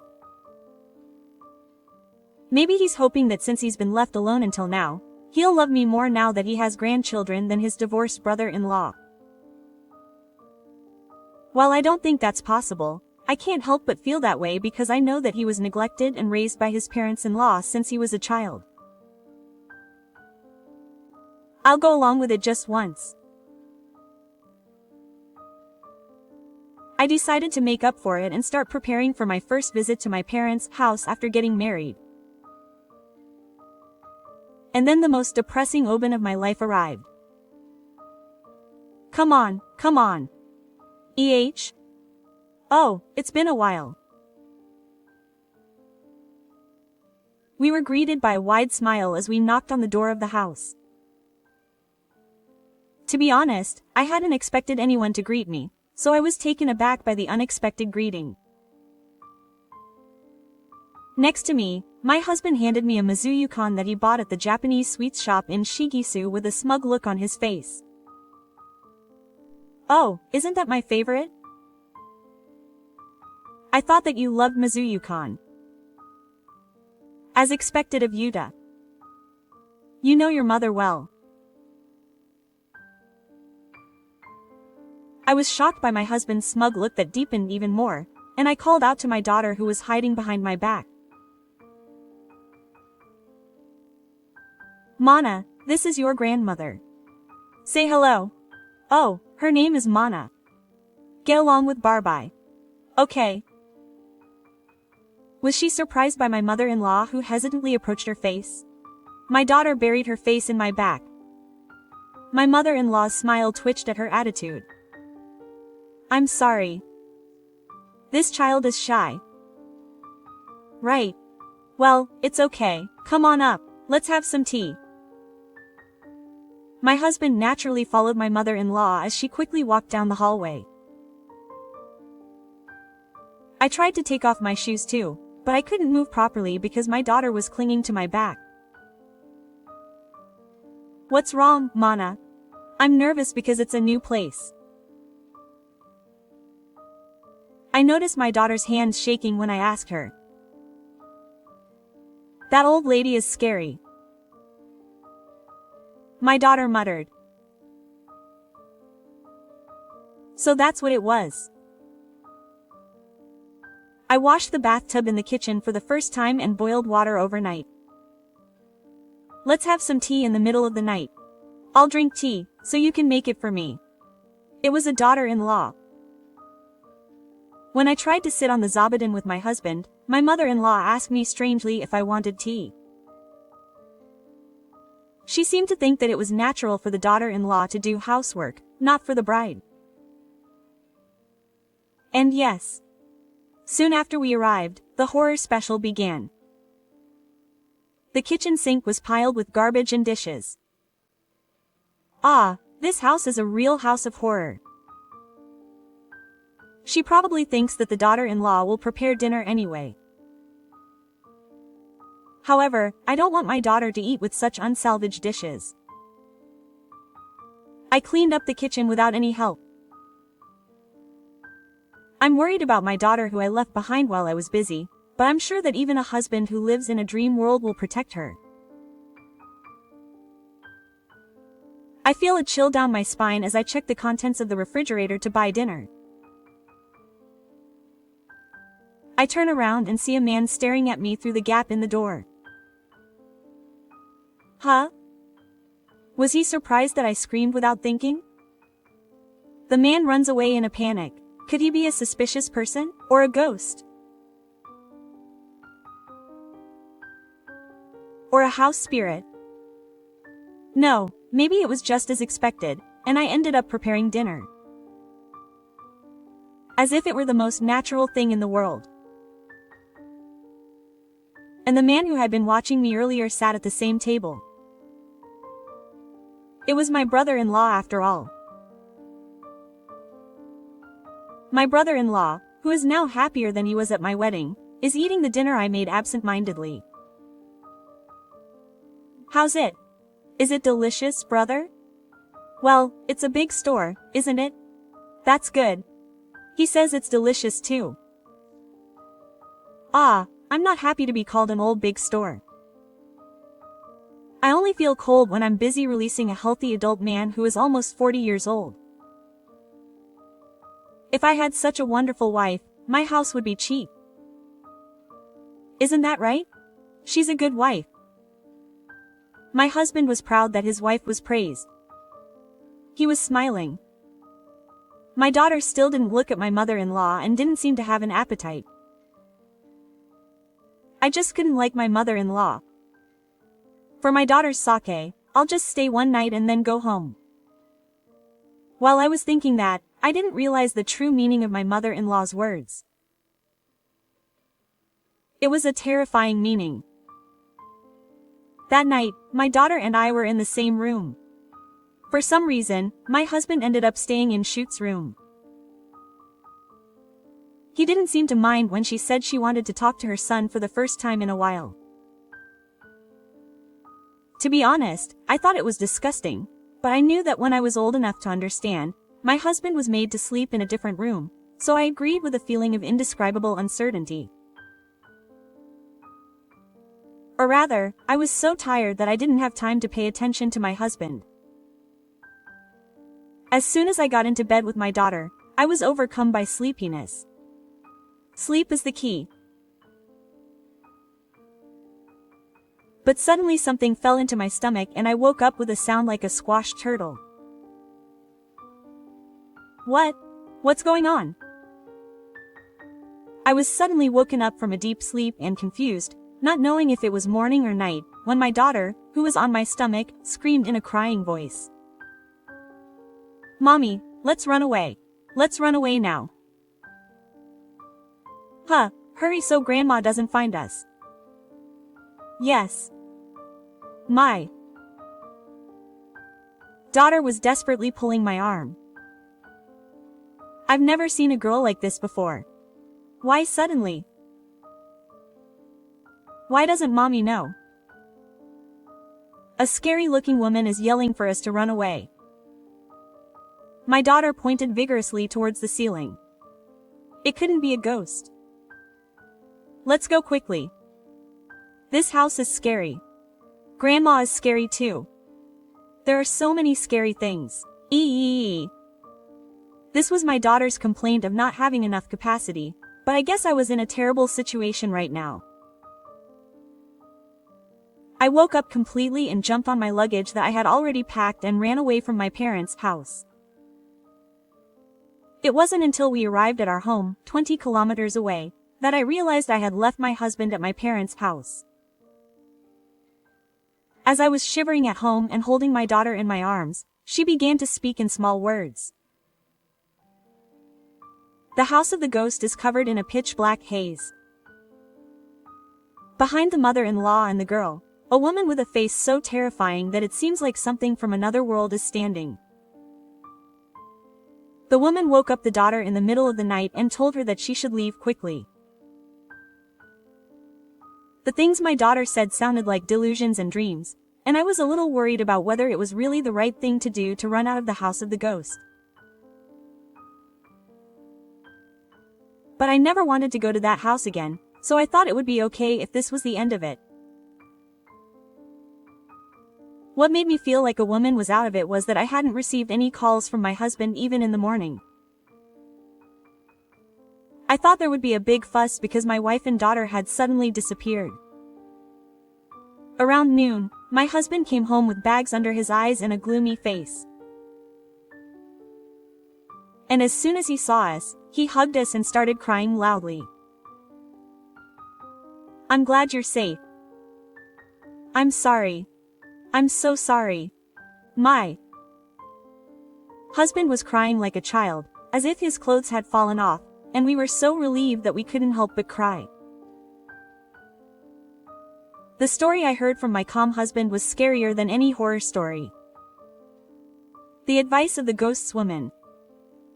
It seems that it was correct. My mother-in-law had sent my brother-in-law to my room to create a criminal case. And she was planning to welcome me as the new brother-in-law's wife. The reason she had my husband sleep in my mother-in-law's room was to create an environment where my brother-in-law could easily enter. In fact, my husband was forced to sit on the seat and drank a lot of expensive alcohol, and didn't wake up until the morning. When he woke up with a hangover, his brother-in-law had a sulky look on his face, saying that he was a demon. He said that all the blood in his body drained from his eyes when he saw my brother-in-law boldly saying that his wife had run away from him. And then, ignoring my mother-in-law and brother-in-law's complaints, he ran out of his parents' house, took a train, and finally came back here. It was an unrealistic story in many ways, but the combination of unrealistic stories made it feel more real. Minus x minus is plus. That's it. I knew that she had no interest in me, the second son, but I thought that she would finally turn to me. Because of that, I put Harumi and Mana in danger. I'm really sorry. My husband's upbringing was really miserable, and I didn't want to push him away, since he was able to immediately admit his mistakes and apologize. Still, it's not something I can easily forgive here and now. I don't respond to my husband's apology, but turn to my daughter. Thank you for helping my father and mother. Yes. I have to thank your sister too. That's right. Your sister with a scary face is certainly ours. But I don't want to go to the family home again, and how can I thank her? I didn't have time to worry about it. The next day, my mother-in-law came rushing into our house. As if yesterday's smile was a lie, my mother-in-law glared at me and my husband with a devilish face. You're a daughter-in-law, so don't run away. You should at least train your daughter-in-law properly. That's why you're a loser. My husband looked hurt by my mother-in-law's terrible insults, but he stood in front of me and my daughter. Don't insult your daughter-in-law. It was you who was abandoned by your wife first. That wife is always going along with what I say and is always being selfish, so it's your fault. Your sensitive brother became mentally ill and stayed at home. That's why I thought you brought her in as a new wife for your poor brother.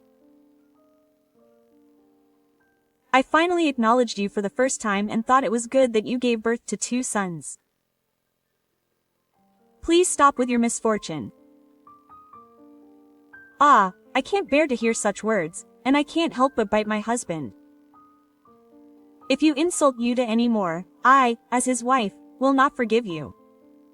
What are you saying, even though you're a wife? Do you think it's okay to talk back to your husband's mother? Yes, I do. I don't think of you as my husband's mother, so I can't believe that such a loser of a person is someone's parent. You're not a wife. You're a wife. You're a wife. She ignores Mikume and glances at her daughter, hysterically. My daughter stares at the back of her mother-in-law's eyes. I asked her, "Are you there?" Yes. My sister is there. Oh, what? Haven't you wondered why we noticed your mess and were able to run away? That's because this girl who can see everything told me. The woman behind you told me to run away quickly because you're plotting something outrageous. Huh? My mother-in-law's eyes widen and she suddenly turns around. What? There's no one there? That's right. She's like an older sister that only my daughter can see. It seems like my daughter can see things that we can't see. For example, ghosts. My mother-in-law's eyes twitch. Oh, she's just like me. She's the type who doesn't like supernatural phenomena. Oh, aren't you crazy? Believing in a child's tag. Thanks to tag, I was able to escape from your food. Now that I think about it, it's thanks to this girl that my brother didn't become a criminal. I can't believe that my precious eldest son is in the army.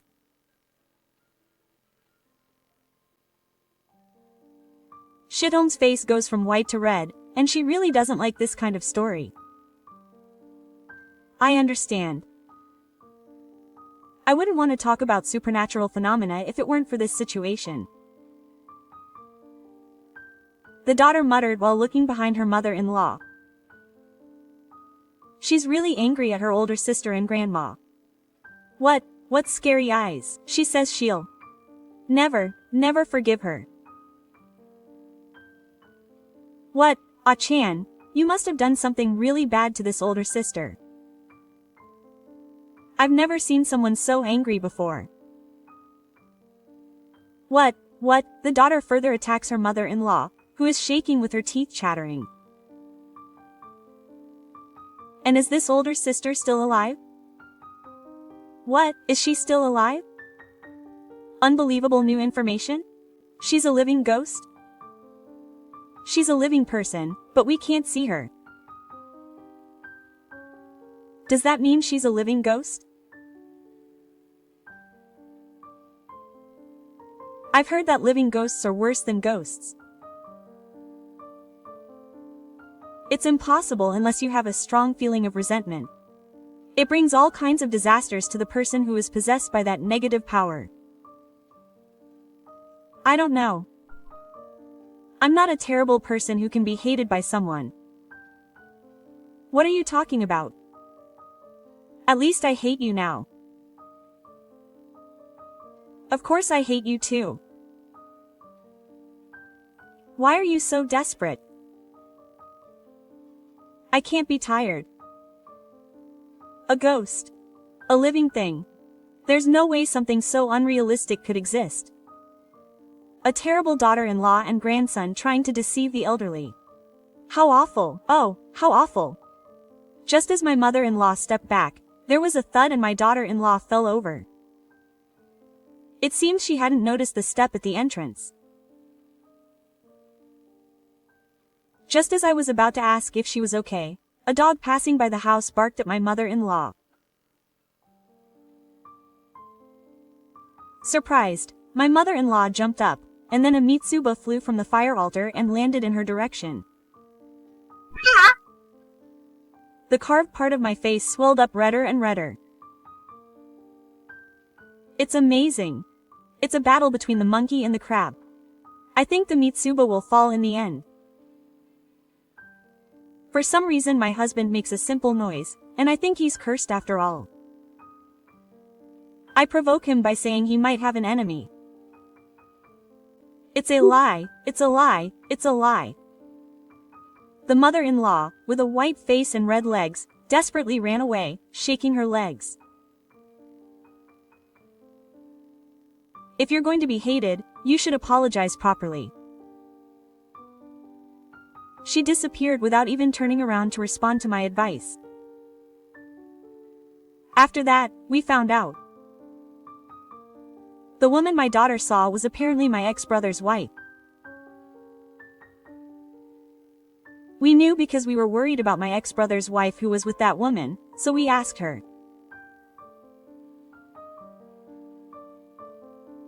As soon as my daughter saw her, she exclaimed, "Oh, she's a scary-looking woman."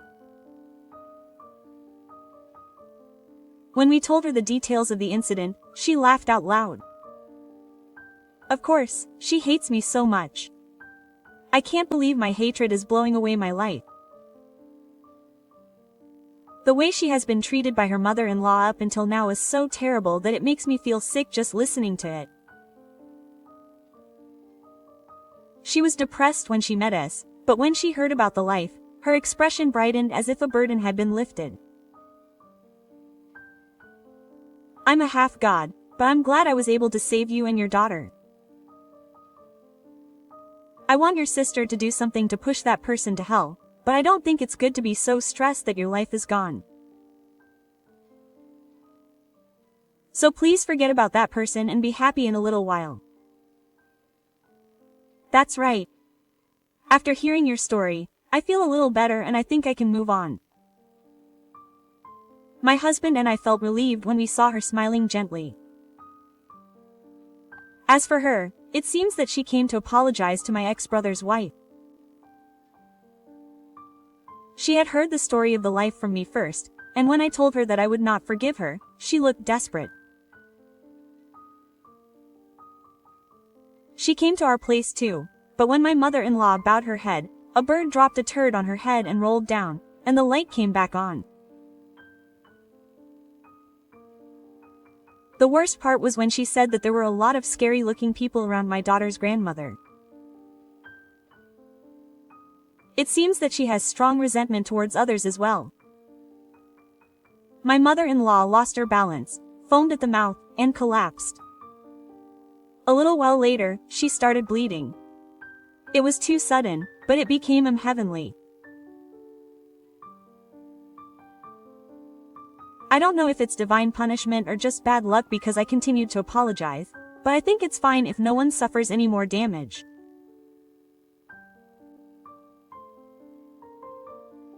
My brother-in-law was also taken to another temple and is being forced to work from morning to night under the pretext of being rehabilitated.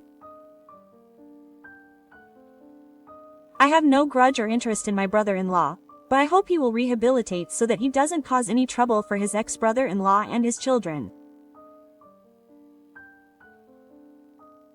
Well, we went to Disneyland to celebrate my daughter's school entrance. My husband, who wasn't taken to the amusement park by his parents for a different reason than me, has tears in his eyes at the sight of our daughter smiling happily. I hope the little boy inside him is also healed. With such a prayer in his heart, he tightly clasps his small hand with his right hand and his big hand with his left hand.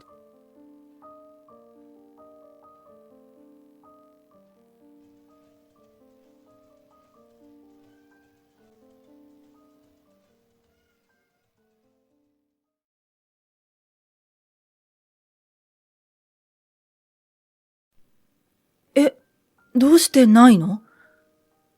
そこにあるはずの実母の形見の着物がない。戸惑う私を見た姑はなんと、汚かったから捨てた、と言い放ったのだ。掃除一つまともにできないあんたが悪い。感謝してほしいくらいだわ。母の形見を捨てておきながら悪びれる様子もない姑に怒りがふつふつと湧き上がる。封印してきた魔性がとうとう眠りから覚めた。私の名前はさやか。カフェの店員をしている26歳だ。私が勤める店にお客様として来店したのが後に夫となる清。常連さんとして記憶にある程度だったけれど、ある日デートに誘われてからトントン拍子。2年の付き合いを経て結婚することになった。とても幸せな話なのだけど、ことはそう簡単ではない。結婚は2人だけの問題ではないのだ。住む家なんだけど、同居は嫌かな。同居？結婚式は行わず、写真撮影だけと決めてるので、最近会って話すのはもっぱら入籍後の話。両家の顔合わせも済んだし、さて新婚生活はどうしますかとなったところで同居の話が出た。神妙な面持ちで話し始めた夫に違和感を感じたのだが、その理由が同居だとわかりショックが走った。先日の顔合わせの時に会った彼の母。父親は数年前に病で亡くなり、現在清と二人暮らしとのこと。うちは逆に母が亡くなり、父親だけ。父と大差ない年齢の姑は元気そうだけど、目の鋭さが印象的だった。仕方ないけど、嫁となる私を値踏みするような目をしていた。あれはなかなか面倒な目をしてる。カフェの店員はいろんな人と接する仕事なので、自然とそういうのを読み取る能力が備わってくる。お客様の機嫌が良いか悪いかとかね。顔合わせの時の姑は明らかに不機嫌そうだった。まあ大事な一人息子を奪っていく嫁ですからね。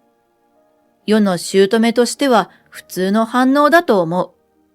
ただ、新婚早々同居となると、さすがに即答できない。やっぱり同居なんて嫌だよね。そう言って見るからにシュンと落ち込む清。その顔は卑怯だと思う。だってそんな顔されたら嫌とは言えないじゃない。確かに清の勤務先は実家から近く、わざわざ不便な場所に引っ越すメリットはない。それにずっと母子家庭だったし、母親一人残すのは不安だろう。私の実家は兄夫婦が父と同居してるので心配ない。兄夫婦は同居してるのに私は同居したくない、なんて言えない。何より親思いで優しい清の気持ちを無下にできるはずもなく。まあいいよ。かくして同居が決定したのである。結婚早々に同居？それはかなり大変だと思うよ。しかも母子家庭はね。同居経験者として先輩にあたる兄嫁に電話で相談してみた。お姉さんは父との同居で嫌なことありませんか？嫌なことがあっても義理の妹にそんなこと言えるわけもないだろうが、一応聞いてみた。案の定、義士が苦笑するのが伝わってきた。まあ、何も不満はないとは言えないけれど、別にいびられるわけでもないからね。うちは平和な方だと思うよ。そっか。そっちは大事な息子を奪った嫁という問題があるからね。ですよね。もっともな意見にうなずいて電話を切った。今後の心構えにと電話してみたが、かえって不安が増すだけだった。そして不安は現実のものとなる。私の息子と結婚できただけでも感謝してほしいものだわ。嫁としての務め、しっかり果たしてもらいますからね。同居初日に姑に言われた言葉である。その言葉にかぶさるように、嫁いびりしてやると聞こえた気がする。多分それは幻聴ではなく、偽らざる姑の本心だろう。そして予想通りそれが始まった。洗い物が溜まってるわよ。自分の段取りが悪いのを棚にあげて言い訳ばかりしないでちょうだい。食事は5分で食べる。やることはまだまだあるんだから。結婚早々、同居が始まって1ヶ月。最初は手を緩めていた姑も、今や立派に手綱を引こうとしている。そう、今や本性丸出しの、嫁いびり大好きな鬼姑が姿を現したのだ。夫がいない時の食事は、ゆっくりできないのはもちろんのこと、嫁である私を休ませまいと、次から次へと指示を出してくる。一つをこなせばまた次を。そうこうしてたら、他のことへの小言が飛ぶ。あれもこれもできるかと怒鳴ってやりたいが、そんなことをすれば関係は一瞬にして壊れる。まだ1ヶ月なのだ。ここは我慢の日々だと自分に言い聞かせてどうにか耐える。どうしてこんな簡単なこともできないのかしらね。お里が知れるわ。我慢だ。あなたのお母様はどういう教育をされてたの？まあ、早くに亡くなられたんじゃ、教える時間もなかったかしらね。我慢。それでも人生を生きる上で、普通は学んでいくものでしょうに。よくこれで結婚しようと思ったわよね。嫁どころか、女として失格じゃない？我慢。できるか？思わず叫んで、私はベッドの枕をボスッと殴りつけた。場所は寝室。私の叫びを聞くのは夫だけ。私の親は関係ないでしょ？私のこれまでの人生の何を知ってるっていうのよ。まあ、お袋がごめんな。私の剣幕に夫は苦笑を浮かべる。嫁姑問題は同居したらよくある話。嫁が強くなってきた昨今でも、やはり嫁が耐える状況の方が多い。そんな中で嫁のガス抜きにならねばならないのが夫である。ここで姑の味方をしようものなら、夫婦に明日はない。それを分かってるからか、それとも本心からなのかわからないが、申し訳なさそうな顔をしながらも、夫は私の愚痴を聞いてくれた。でも夫は決して姑のことを悪くは言わない。だからといってもちろん私を悪くも言わない。どちらの味方というわけでもなく、いや、夫は両方の味方なのだろう。私だって、お母さんより私を選んで、とはさすがに言えない。お母さんって趣味ないの？思えば、姑は一日中家にいる。以前は買い物とかで外出してたらしいが、今は私がやるのでそれもない。そういや今日は、お米10キロに砂糖、あと醤油とみりんを買ってきてちょうだいと、見事に重いものオンパレードで買いに行かされたっけ。自転車がパンクするかと思ったわ。パンクしたらしたで、あなたが重かったんでしょうとか言われそうだ。趣味くらい作ればいいのに。そしたら外出が増えて、嫁いびりも減ると思うのだけど。昔から無趣味というか、引きこもりな人だったからな。一人を苦に思わないっていうのかな。そうなのね。接客業で毎日大勢の人と接してた私からすれば考えられない話である。そう、お仕事。結婚しても続けようかなと思っていたのだけど、義実家から職場への通勤はちょっと難しく退職したのだ。絶対辞めたくないって思えるほど好きな職場でもなかったから、そのこと自体は別にいい。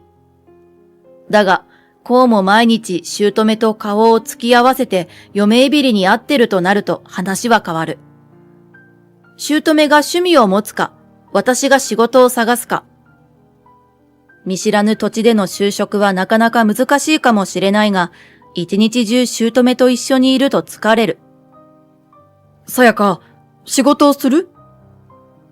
考えてたら同じことを考えたのだろう。夫がそう言ってくれた。夫と気が合うことは嬉しい。だが私は黙って首を横に振った。仕事したいのは山々だけどね。子供もすぐに欲しいと思ってるからな。もしすぐ授かって休職ってのはな。もちろん経済的に苦しくなったら働くよ。そこは心配しないで。子供は確かに欲しいけど、さやかのやりたいようにしてくれていいよ。そう言って夫はにこりと微笑んだ。優しい夫のおかげですっかりガス抜きできた私は明日も頑張るぞと意気込んで眠りにつくのだった。が朝になればまたガスは溜まってゆく。味付けが濃い。高血圧になってしまうわ。作り直して。ほこりが溜まってる。これのどこが掃除したの？やり直し。無駄遣いしすぎ。あなた、息子が稼いだお金を何だと思ってるの？これとこれ以外、全部返品してきて。よくもまあ、そんなにぐちぐちと出てくるものである。やることなくなったし、さてゆっくりするかと思ったら。何をサボってるの？暇なら私の肩を揉みなさい。テレビを見てるなんて余裕ね。じゃ、今日の夕飯は完璧なものができるんでしょうね。期待してるわ。ネットサーフィン？寝言は海で言いなさい。と、嫌味と小言が止まらない。最後のはどう突っ込んでいいのかもわからない。もう姑の趣味は嫁いびりと言っていいんじゃないかしら。さすがにストレスが半端ない。でも夫は今日から3日間の出張と来てる。そんな時はこれに限る。はぁ、お母さん、今日もまたいびられちゃったよ。私は着物を手にため息をついてぼやいた。独身時代から仕事やプライベートで嫌なことがあった時はいつもやってたこと。嫁入り道具の一つである小さな桐ダンスに普段はしまってある着物。とても大切な着物。実はこれ、亡くなった母の形見なのだ。着れないし、着る予定もないそれは、古いけれども手入れを欠かさなかったおかげでとても状態は良い。記憶の中にうっすら残るのは、幼い頃に亡くなった母。母はよく着物を着ていて、私は凛とした立ち姿の母が大好きだった。いつかさやかに着せてあげるわね。と母は言ってくれたが、その思いは叶わず、母は病に倒れて亡くなった。今ではもうそんな簡単に涙することはないが、それでもこの母の形見である着物を手にすると、胸の中に温かいものが流れるのだ。愚痴も含め、いろいろと話していれば、まるで母が聞いてくれてるような気がする。そうすると不思議と心が穏やかになり、また頑張ろうと思えるのだ。きっと本当に母が守ってくれてるんだろう。目の前で母が微笑んで聞いてくれてる気さえする。よし、明日も頑張ろう。そっと着物をタンスにしまい、私は小さくうなずくのだった。翌日も姑のいびりは手を緩めることはない。私の部屋の模様替えしたいからテーブルを運んでちょうだい。掃除は窓ガラスがピカピカになるまでよ。終わるまで昼食抜き。息子は今日も出張なのだから、夕飯は私の好物で固めて。雨が降ってきたわよ。洗濯物取り込みなさい。少しでも濡れてたら洗濯やり直しよ。ドロドロの昼ドラの世界に飛び込んだ気分だ。疲れた。もういい加減、体力も精神も限界だ。また母の着物を手に取って心を落ち着かせるか。そう思いながらタンスを開ける。あれ？そこにあったであろう空間は確かに存在するのに、引き出しの中に母の着物はなかった。なんで？どうして？今日の日中出した覚えもない。忙しく動いてるのにそんな暇はかけらもない。どうして？焦った私はタンスの引き出しすべてを開けた。疲れすぎて頭ぼーっとした状態でどこかにやったのだろうかと部屋中をひっくり返して探すもやはり見つからない。どうしよう。うるさい！一体今何時だと思ってるんだい？鬼の形相で姑が部屋に飛び込んできた。呆然としたまま私は姑の顔を見た。何ですかその顔は。あなたね、夜中にゴソゴソドタドタとうるさいのよ。お母様、知りませんか？は？何言ってるのかわかんないわ。主語を言いなさい、主語を。このキリダンスに入ってた着物、知りませんか？母の形見の。無表情の私の言葉に、果たして姑は、ああ、それね。と答えた。あなたにばかり掃除させるのも申し訳ないから、昼間私もここを掃除してあげたの。感謝してよね。はあ？そんなこと頼んだ覚えありませんけど。人の親切を何だと思ってるの？まったくこんなに散らかして。人がせっかく掃除してあげたのに台無しじゃない。ほんとダメ嫁ね。掃除って、このタンスの中もいじったんですか？そうそう、あったわよ着物。母の形見なんですが、どうしたんですか？あなたの母親の形見だったの？なんか薄汚れてて汚かったから捨てたわ。は？捨てたって。粗大ゴミにして生ゴミと一緒に捨てたわ。感謝してよ。ゴミが一つ減ったんだから。掃除一つまともにできないあんたが悪いんですからね。そう聞くや否や私は立ち上がり、ふにゃ！と、姑が悲鳴を上げるのも気にせず体当たりして外に出た。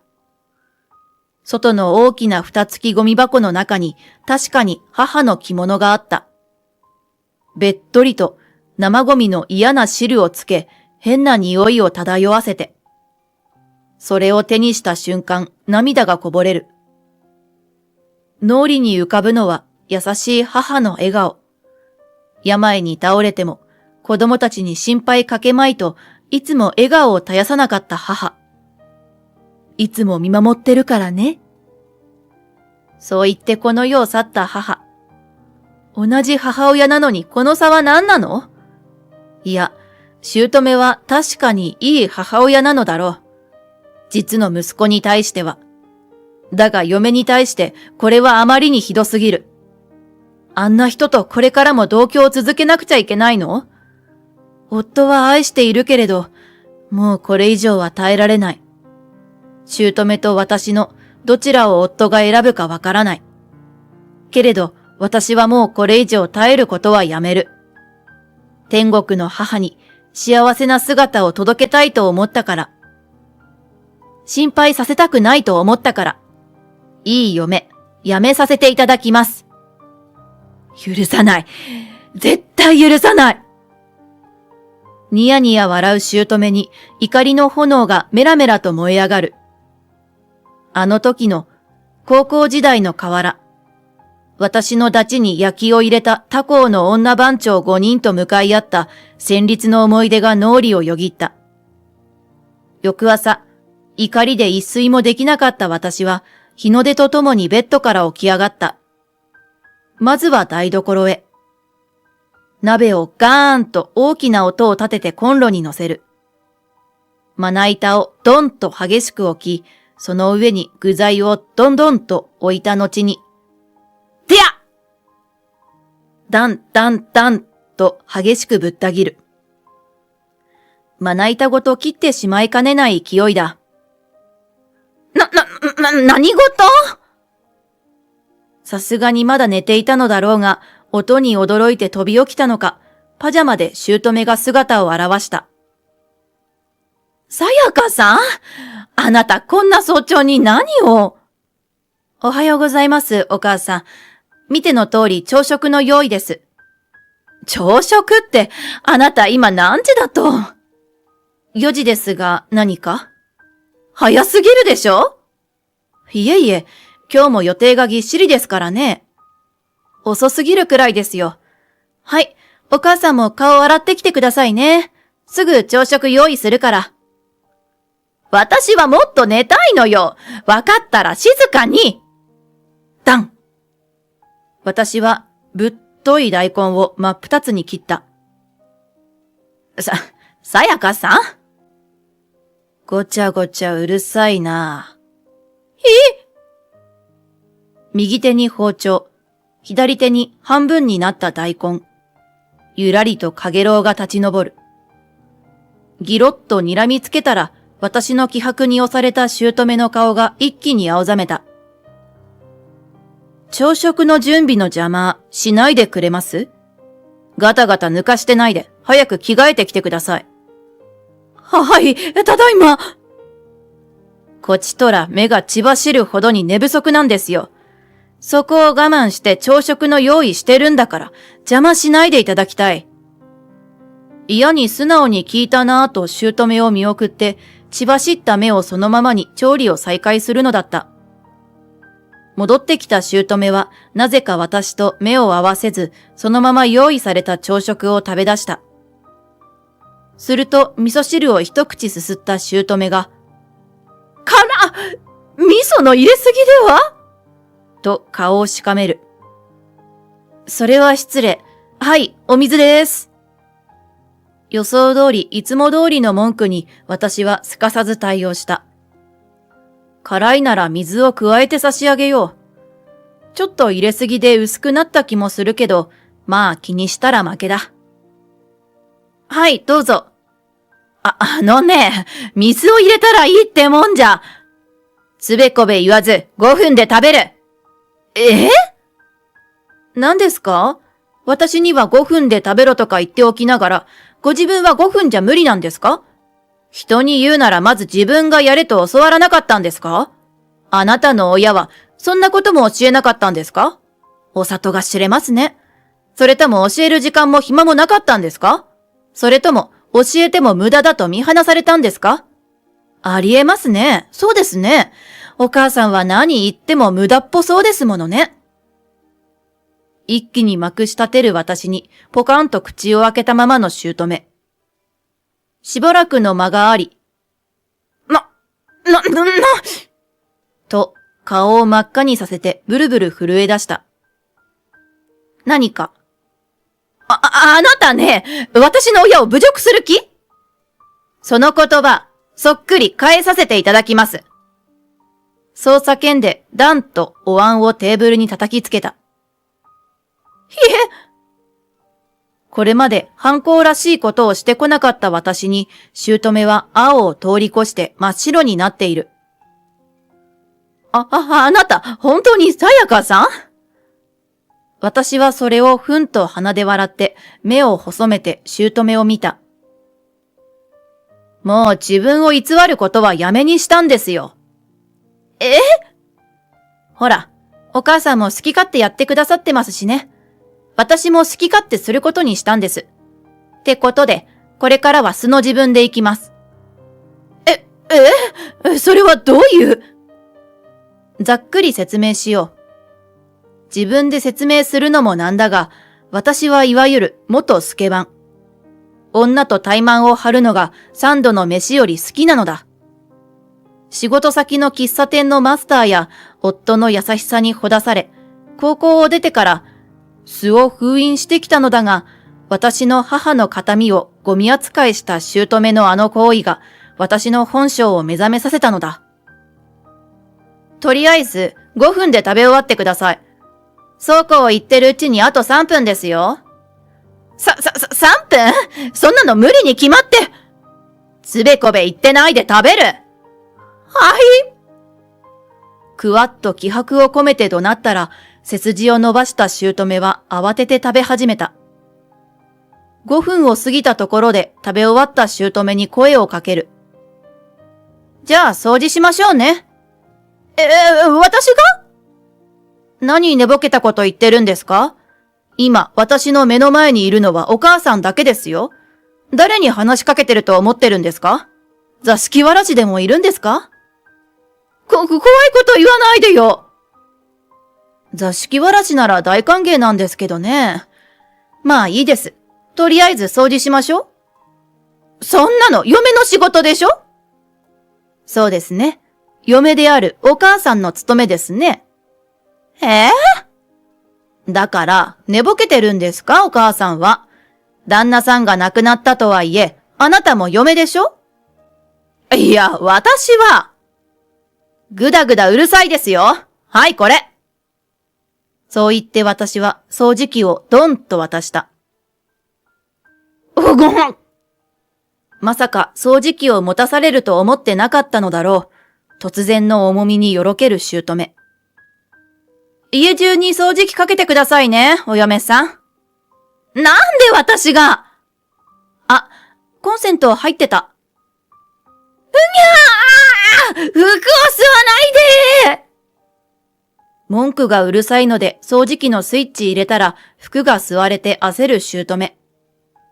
ギャーギャーうるさいので放置して私は洗濯機へと向かった。洗濯物を干し終えた私は、お母さん、終わりましたか？と声をかけた。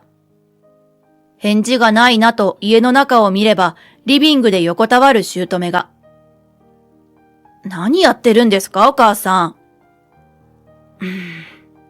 返事がないですね。では、救急車がいいですか？それとも霊柩車？どっちも呼ばなくていい！私の言葉に慌てて姑は起き上がった。お元気そうで何よりです。では、今から買い物に行きますので、一緒に行きましょう。いやよ！あんた一人で行きなさい。これ、何かわかります？何よ、それ。ギロッと睨む姑に、私は袋に入れたとあるものを差し出した。草！何これ！私の母の形見の着物でございます。あなた様が昨夜、生ゴミと一緒に捨ててくださった大事な着物でございますよ。それが買い物と何の関係が？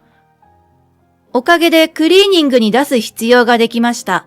今から行けば、ちょうどお店の開店時間。とはいえ、着物専門のクリーニング店は少々遠くで時間がかかります。よって、買い物はお母さんがよろしく。そんなの、帰りにあなたが行けばいいでしょ？そうですか。では今夜は、焼きナス揚げナス、ナスのおひたしにナスの味噌汁、としましょうかね。ナス。それは姑が最も嫌いな食材。そんなの誰が食べますか？別にいいんですよ。私が買ってきても。でもね、今日は特売でナスが安いってあるから、まあできる嫁なら当然特売品を買いますよね。お母さんが買いに行くの嫌ならいいんですよ。ええ、いいんですよ。ただそうなると夕飯どころか昼食もナス一食で。わかったわよ。買い物行ってくればいいんでしょ？やけくそ気味に姑は叫ぶのだった。それからひたすら姑をこき使う。いや、手伝ってもらったとあえて言っておこう。お袋、どうしたの？出張から戻った夫は、すっかりおとなしくなった姑を前に目をパチクリさせるのだった。そんな日が1ヶ月も過ぎた頃、なんだかげっそりした姑は、出て行ってくださいと私に頭を下げた。残念です。もっとお母さんと一緒に家事やりたかったんですけどね。謹んでお断り申し上げます。何なんですか、その言い方は。姑の様子にあっけに取られてる夫だったが、なんとなく察したのだろう。いろいろとごめんな。と私に謝りながら、いそいそと新居を探してくれたのだった。その後私たち夫婦は家を出た。距離は電車で3駅と、実家から遠くはないが、近くもない場所に引っ越した。夫はたまに姑の様子を見に行ってるようだが、さやかも一緒に連れてこようか？と夫が言えば、姑は全力で首を横に振ってくるらしい。ずいぶんおとなしくなったらしいが、私は未だ許せていない。綺麗になって戻ってきた母の形見の着物を手に、姑への怒りの炎を燃やす。きっと孫ができたら会わせろとか言ってくるのだろうが、そう簡単に会えると思わないでほしい。まあ、せいぜい寂しい老後を過ごしてくださいね、お母さん。そう言って、私は着物を眺めながらにやりと笑う。スケバンの件は、夫にも姑にも秘密のままだ。あの時の河原に駆けつけてくれた亡き母が、私の横で微笑んでいる気がした。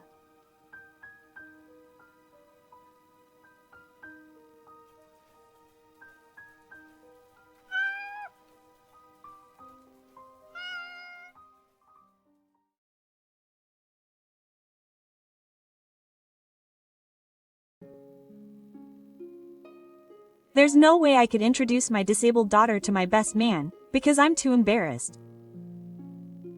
I'm going to be embarrassed to introduce her to my best man. I'm hitting on May, who is crying and shaking. There's no place for you anymore. Give up and get your auntie to pick you up.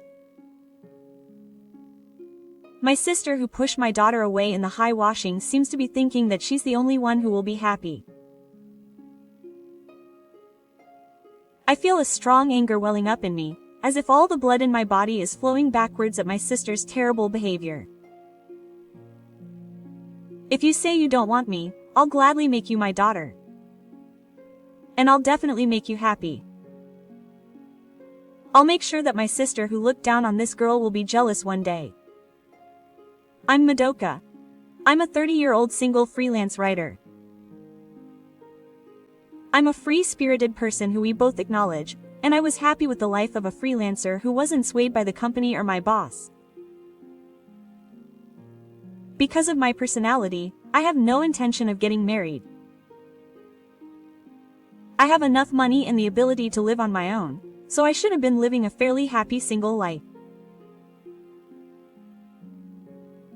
Today, as I was working on the job I had taken on the other day while glaring at the computer monitor, the smartphone next to me vibrated to let me know that I had a call. I couldn't help but let out a gasp when I saw the name Reika on the screen. Not again. I picked up my smartphone as if picking up something dirty. My younger sister, Reika, has been contacting me a lot recently, even though I'm supposed to be living a free life. Reika is now 28 years old. 7 years ago, I gave birth to a child out of wedlock, and I was the only one who thought that I was living my life to the fullest as a single mother. It seems that she is living a very selfish life. Her 7-year-old daughter, Haru, was diagnosed with a developmental disorder. She has not been able to fit in at school and has not been able to post recently. My younger sister has started contacting me almost every day, looking for someone to vent her frustrations to. Of course, she loves to call, so there's no way I want to answer. But she keeps calling me over and over again until I answer, so I can't concentrate on my work. I have no choice but to answer the phone, and at the same time, my younger sister starts pounding on May's mouth like a machine gun again today. Hey, isn't Haru nearby? You don't need to yell so loudly. I'm having her clean the bath right now, so she can't hear me. Help her out. That's great. She's not going to school. That's obvious. After cleaning the bathroom, I have to make her clean her room too. Even if you don't cram so much into her, Haru is having a hard time adjusting to school. Maybe you should make her take time to get counseling or something. You're so noisy. I'm going to work soon, and I'm working hard every day to support myself and my child, so I don't have any more time for Haru to bloom. Rishita works mostly at night at a nearby snack bar. Whatever the work or hours, it's great that she's working alone and raising her child. But maybe because she works at night, she doesn't get up in the morning, she's lazy during the day, she doesn't do housework, and the house is always dirty. Haru went to school regularly because she couldn't adjust, but it could also be because she's in that kind of environment.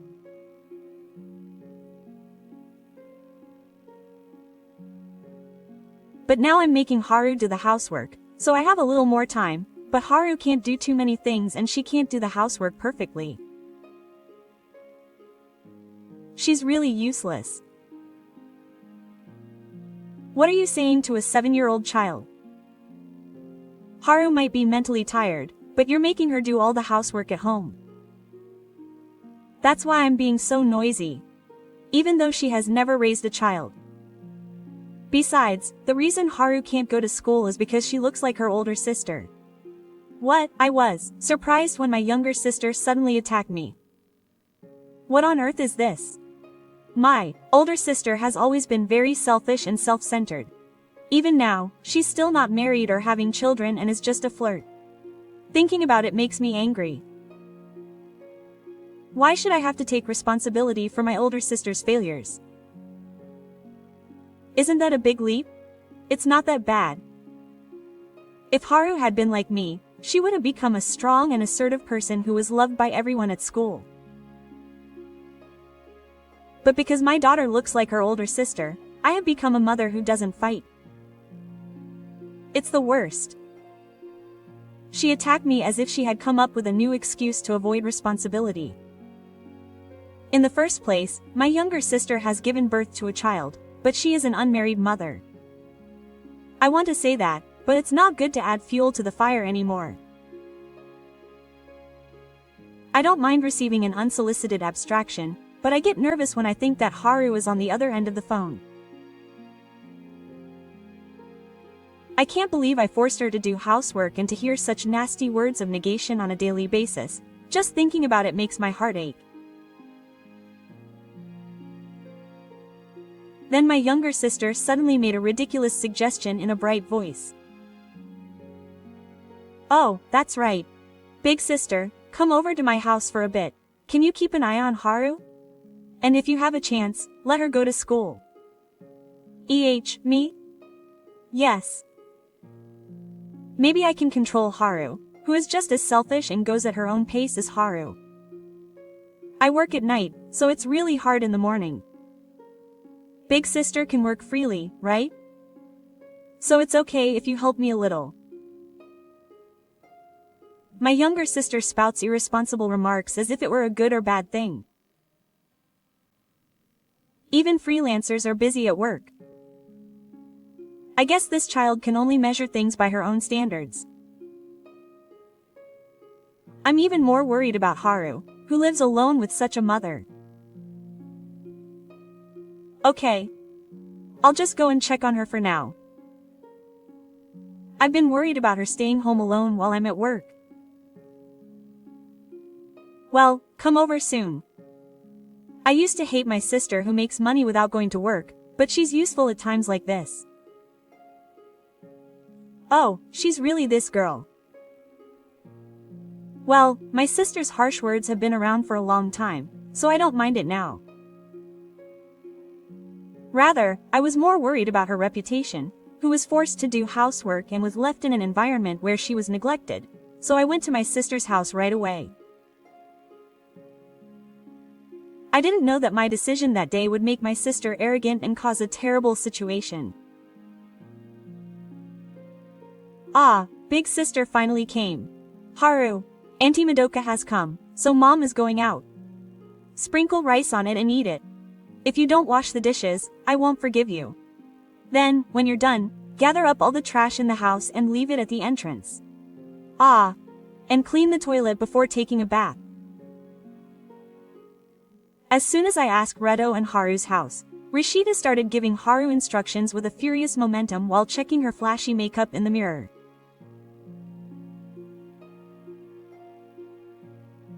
Well, I don't understand what you're saying all at once. Haru is only 7 years old. That reaction is only natural. But she took a big hit. Seriously useless. She doesn't even fulfill her obligation to go to school. She can't do things around the house properly. How useless is she? Her drink is pitch black. Is she a ghost? That's too much, no matter how you look at it. It's not what you'd expect from a 7-year-old. When I picked up the teary-eyed Haru, she distorted her face even more in disgust. I told you before, don't be so bossy about being a big sister who's never raised a child. If you feel sorry for Haru, you can just help her out. You know, it might be okay to let kids help out with small chores, but housework is basically an adult's job. And if Reika does her best and can't do it, you can ask me for help, but it seems like Reika isn't even making choices properly. Or rather, isn't she just pushing all the housework onto Haru? I guess Haru can't reach the bottom of the vertical washing machine in the first place, so she can't make the choice. The laundry, which seems to have come with spring, is crumpled up in the corner of the room. The dishes piled up on the table are still visible, and the corners of the room are full of dirty clothes. I guess Haru is just doing her best without really understanding what her mother told her to do, and her mother herself is not doing anything. When I pointed this out, Rishida's face turned red and she got angry. Shut up. I'm the one who earns the money to support Haru. It's strange that I have to do the housework even though I'm hanging out with customers and drinking alcohol and getting dizzy. Haru, who can't earn money and can't go to school, should do everything, so why don't you understand?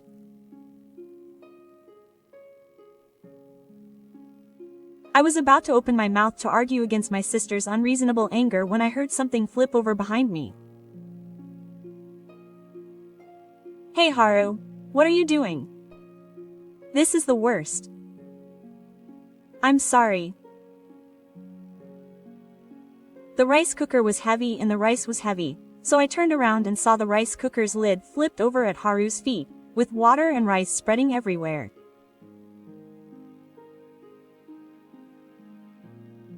I won't accept it if you waste such useless food and it's not clean by the time I get back.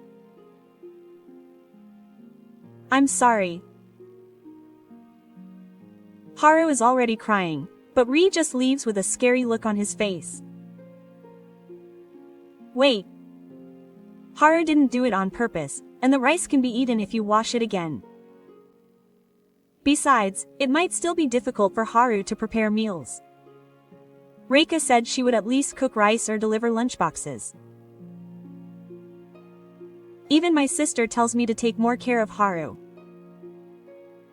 Haru is just a failure, so why should I try harder? Reika suddenly screams hysterically, and Haru and I are shocked and freeze. Seeing the two of us like that, Reika hits her and snatches Ka.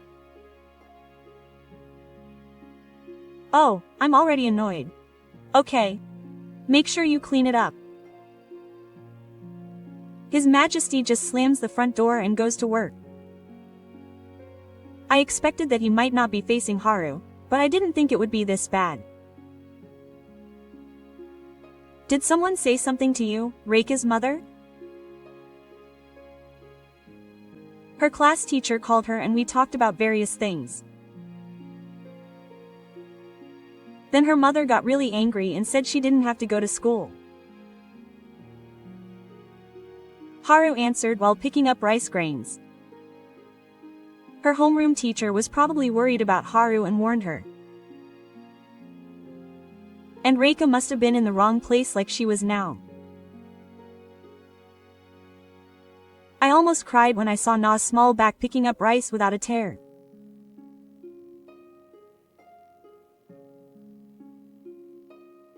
I cooked rice in Haru's place, fried some eggs that were left in the fridge and prepared a simple meal. Then we had a chat while eating and I tried to find out the situation. According to the information I got from Haru, even before she was diagnosed with a disability, Haru had not been very pretty and she stood out in class. This, combined with her tendency to not blend in with the people around her, made Haru have a very hard time at school. The homeroom teacher couldn't bear to see this and somehow called Reika, the mother, to the school, but Reika didn't like the advice itself and told Haru that she didn't have to go to school.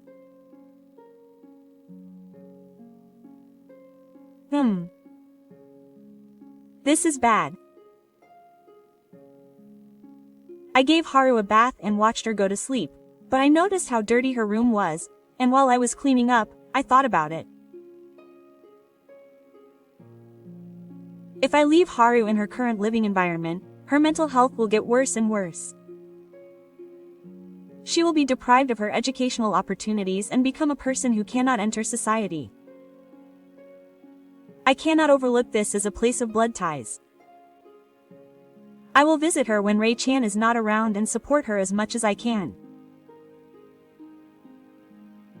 Then Rei-chan may have more mental space and be a little kinder to her daughter. With this in mind, I started visiting my sister a little before Rei-chan's work hours the next day and spending time with her. I make meals for Mei, do the laundry and cleaning in between, support Mei in her bath, and watch over her until she falls asleep. After that, I continue working on the computer I brought with me until my sister comes home. It was quite hard, but Haru's smile started to increase, and all my fatigue disappeared. My sister has become cleaner, so Rei-chan, who is the A character, must be feeling much better. But I wonder if Mom won't come home again today. I wonder if she'll do it. I've been emailing and calling her. Sometime after I started to look after Mei, Reek stopped coming home after work.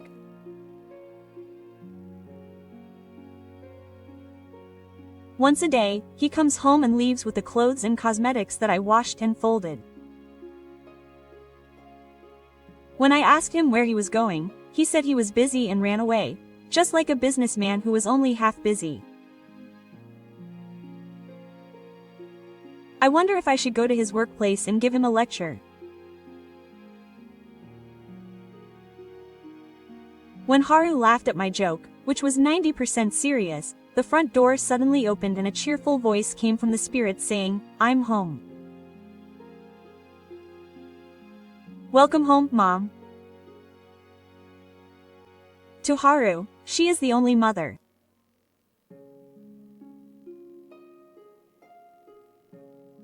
However, I took a beer out of the convenience store bag I was carrying and drank it. I have good news for you too. Haru and I were confused, and Ri was smiling and celebrating. What's wrong with you suddenly coming back? First, can you hear my report? I've finished all the lesson sheets that Haru received from her school teacher. Her drills are going well, and she's made up for her academic lag. It's fine. Such a trivial thing. There's no point in me knowing. Even though I was so annoyed about Haru. Reika's lips, beautifully painted with bright red lipstick, form a smile. I have more important news to tell you. I've decided to remarry. The other person is a customer at the snack bar, but he has a lot of money and loves me very much. Haru and I could only do a daze at his outrageous declaration. It's too sudden, and I can only wonder what he's doing without going home. Is that really more important than my daughter's hard work? I can't stop being annoyed at my sister's selfishness. I'm happy about the icon itself, but what does the other person say about Haru? Have you confirmed Haru's feelings in the first place? Otherwise, I can't agree right away. Huh? What are you talking about, big sister? I can't take Haru with me. Of course. The room fell silent as my sister spoke as if it was nothing. I couldn't understand and couldn't respond immediately. Haru was the first to speak, with a straight face. Mom is going to leave Haru and get married? Why? Haru and Mom are family, aren't they? Haru asked Reika with a trembling voice, and Reika said, fed up. What rights are you claiming when you've given up on your obligation to go to school? I'm too embarrassed to introduce my disabled truant to my new husband. Haru's big eyes were filled with despair and tears were spilling out.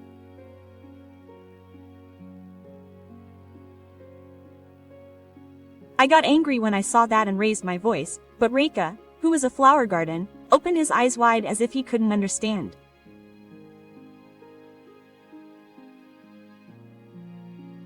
What's with that strange look on your face? Is that what you're saying to your child? In the first place, compulsory education means that parents have the obligation to make their children educated. Besides, Haru is a smart child. If I had supported her properly, she wouldn't have become a school dropout. I can't forgive Haru for blaming it all on me. Yes. I guess you're getting interested in raising a child after spending a little time together. Well, whatever. I was thinking of getting your sister to take Haru in anyway, so you should just keep enjoying the feeling of being a mother. My real anger didn't reach her, and the only thing that came back from Reika was a carefree grin and a ridiculous proposal. I was speechless afterwards. Then Reika asked the crying Haru, laughing through his nose. What will you do, Haru? Your mother will never take you, and we'll cancel the lease on this apartment, so you'll have no place to stay. Choose whether to follow Auntie Madoko or get lost on the island. That's terrible. It's too terrible. What a woman she is, even though she's my sister. I can't imagine her as a parent. Haru must have realized that her mother was seriously trying to abandon her. She's small for her age, but she's weakly holding the end of my sleeve. Auntie Madoka, help me. Of course I'll help you. I couldn't help but embrace Haru. Don't worry, Haru. I'll make Haru lucky and happy. Hearing my words, the spirits shook their heads even more and drank the contents. It was a pain. It sounds like a cheap melodrama, but for now, everyone is happy. Once we've finalized the matter, let's decide on the date of the move. I'm planning to move out of here this weekend, so Haru should leave by then. Not this weekend, but from today, Haru will come to my house. I can't let her stay with my evil mother. It's the beginning of parent-child play. Even if she gets bored, she can't return it. My sister didn't pay me anything, and she sang a wedding song by herself with high excitement and bought it. She opened up a marriage information agency. Ah, what a terrible mother. Haru, let's go. I took Haru's hand, who still looked at her mother as if she had some regrets, and left my sister's apartment to pack up Haru's few belongings and head to my house.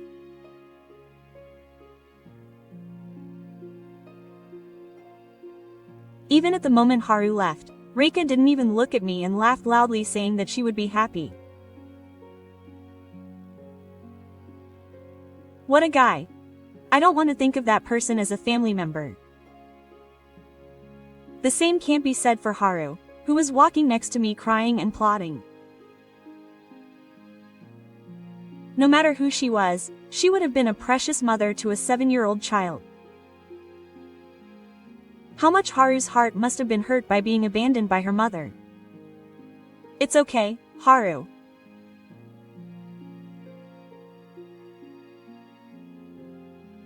I can't be a mother, but with all the love I can give, I will fill your days with more happiness than you have been hurting. So I held Haru's small hand tightly as if making a vow so that I would never regret my decision that day.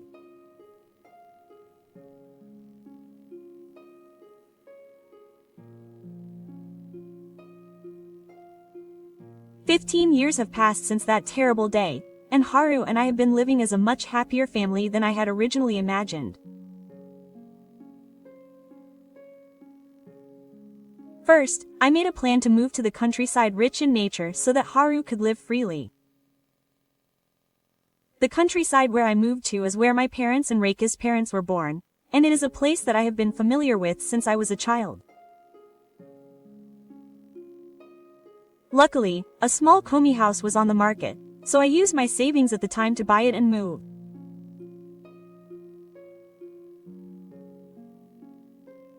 I was in an environment where I could work as long as I had the internet, and I had a small garden at home, and I originally liked working outside, so I was able to grow seasonal vegetables to help with the family income. And as for Haru, the elementary school she transferred to had a small number of students and a generous educational policy. Surrounded by the kids in her class that she met yesterday, Haru quickly came to like school. When she came home from school, she would either run around outside with her friends or help me with the farm work. As she spent her days like this, Haru's heart, which had been hurt by her real mother, gradually recovered. Now Haru is 22 years old. She graduated from university this spring and works as a freelancer just like me. Apparently, there are cases where she has to go to Tokyo sometimes. When that happens, she drives her car to the station and takes the Shinkansen to Tokyo.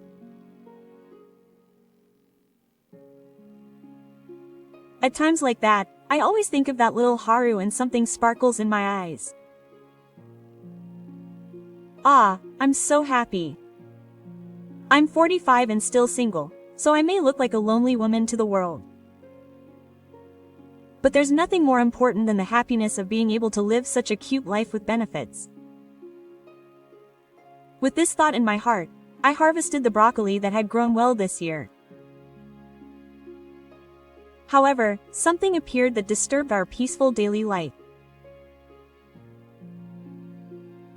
One weekend, Haru declared that she would take a day off today and looked at the state of our field.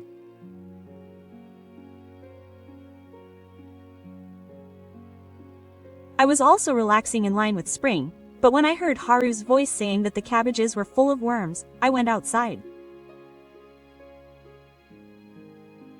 Oh, they've been eaten up quite a bit. We were so close to harvesting.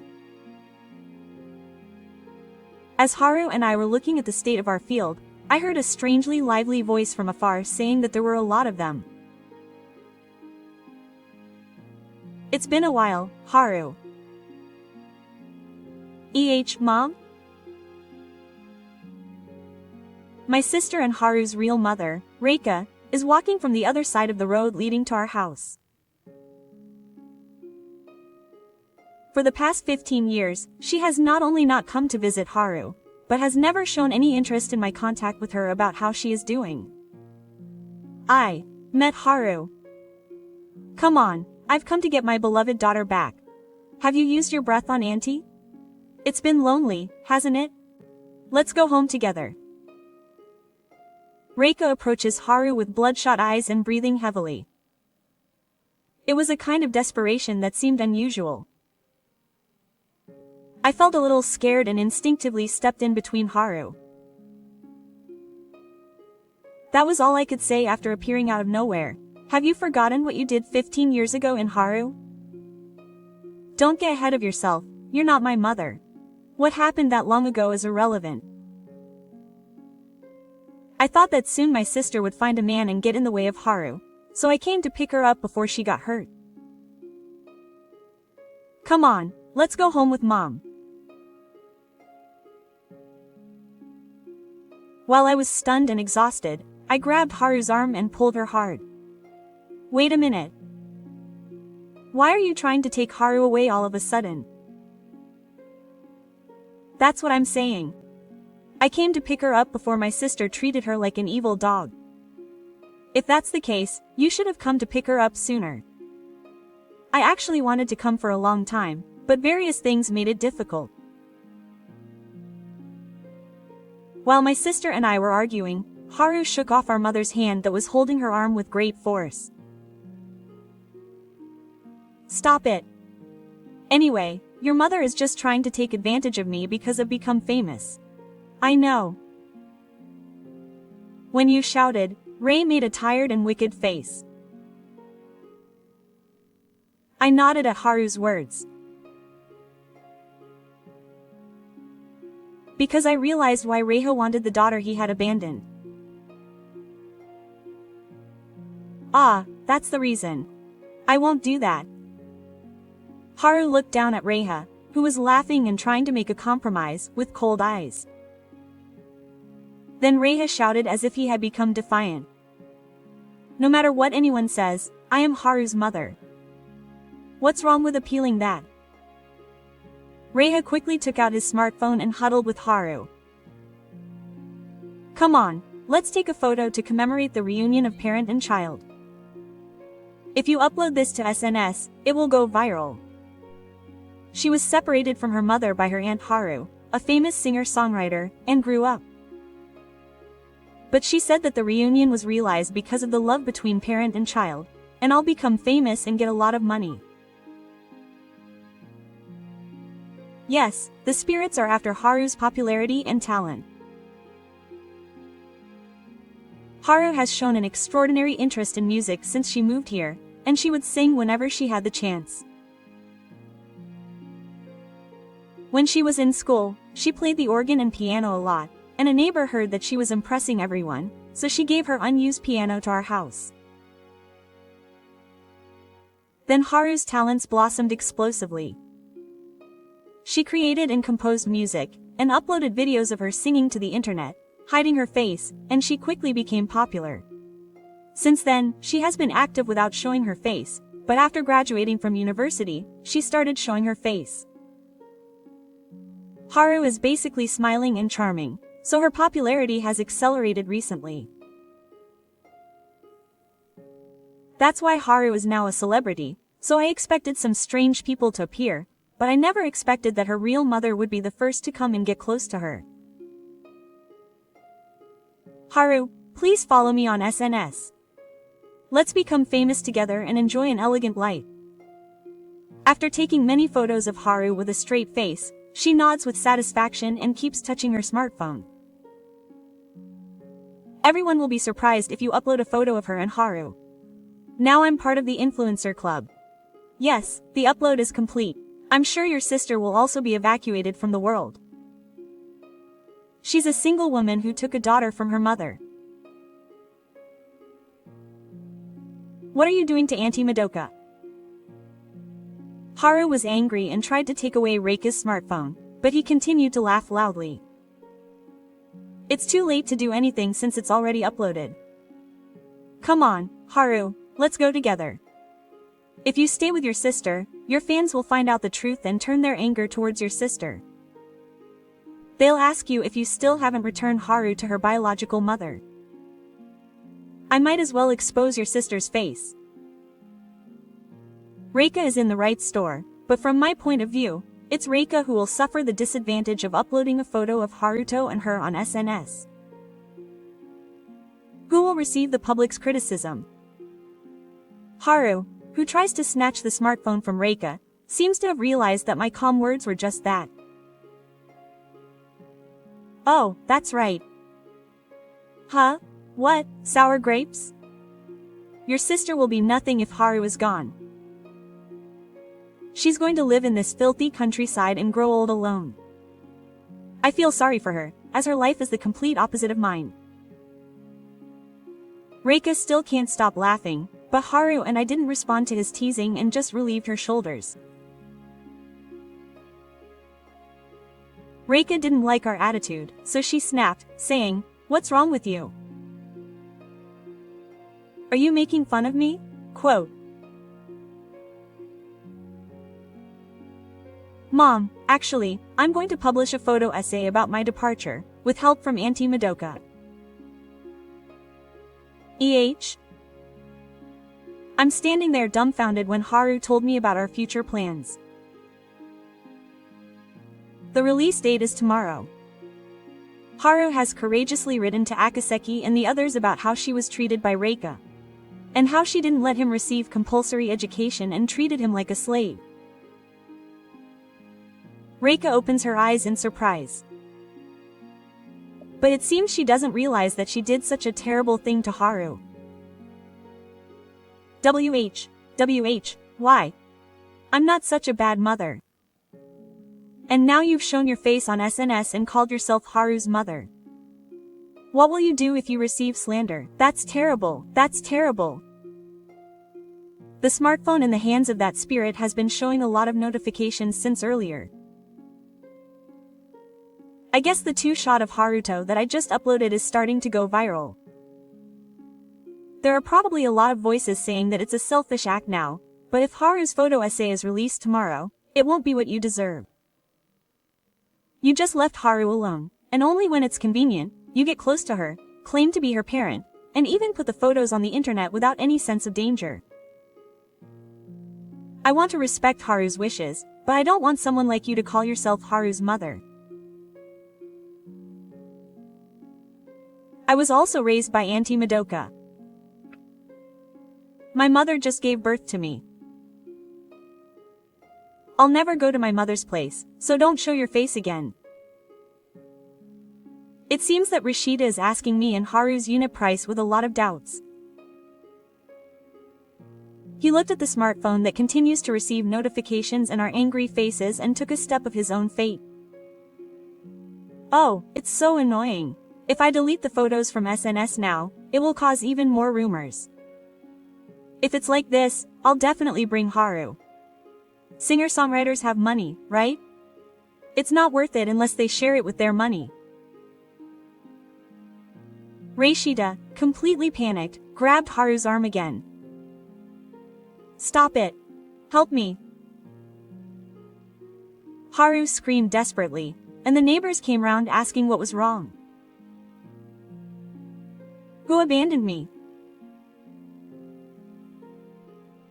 I can't believe you left everything on Auntie Madoka, got engaged, and threw me away because I was in the way when I had developmental disabilities, and now you're coming to me for money. No, stop it. Haru was probably worried about what others thought, so she blushed and sat next to Haru. Seeing this, I decided to try to chase her down even more. Oh dear. You still haven't gotten rid of your habit of yelling at Haru when you're stressed. I can't trust my precious name to someone like that. Go home now. If you come near my house again, I won't let you get away with it. My loud voice made the neighbors angry.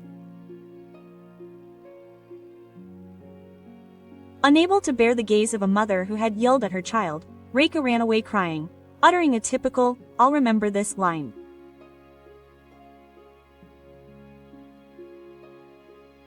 This level of pressure is not the day of calls for evacuation that awaits Reika in the future. Well, it has nothing to do with us. It's all the seeds that Mother sowed herself. Haru and I thanked the neighbors, laughed, and went back to taking care of our precious garden. Now, the reason why Reika suddenly tried so desperately to take Haru away became clear later. Reika ended up getting divorced after a bitter encounter with the man she married 15 years ago. Right. After getting married, Reika hadn't worked for a long time, so it seemed she was looking for a new place to work. I'm afraid that she was aiming to debut as a celebrity mother while being supported by Haru. Reika, who posted a photo of the two of them on SNS and exposed her face, had Haru's photo essay published. She is now in a place far from being popular.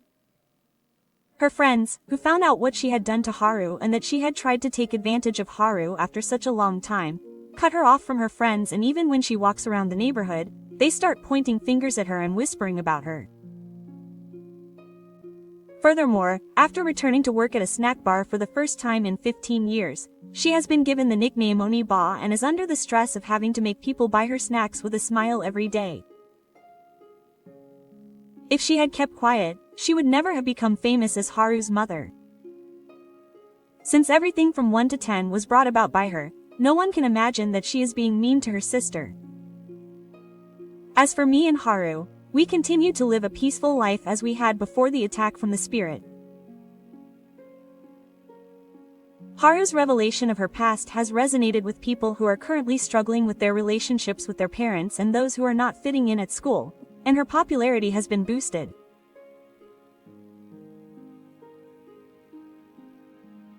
However, she only goes out when necessary, and seems to like her life of writing songs at home, so she doesn't try to appear in the media much.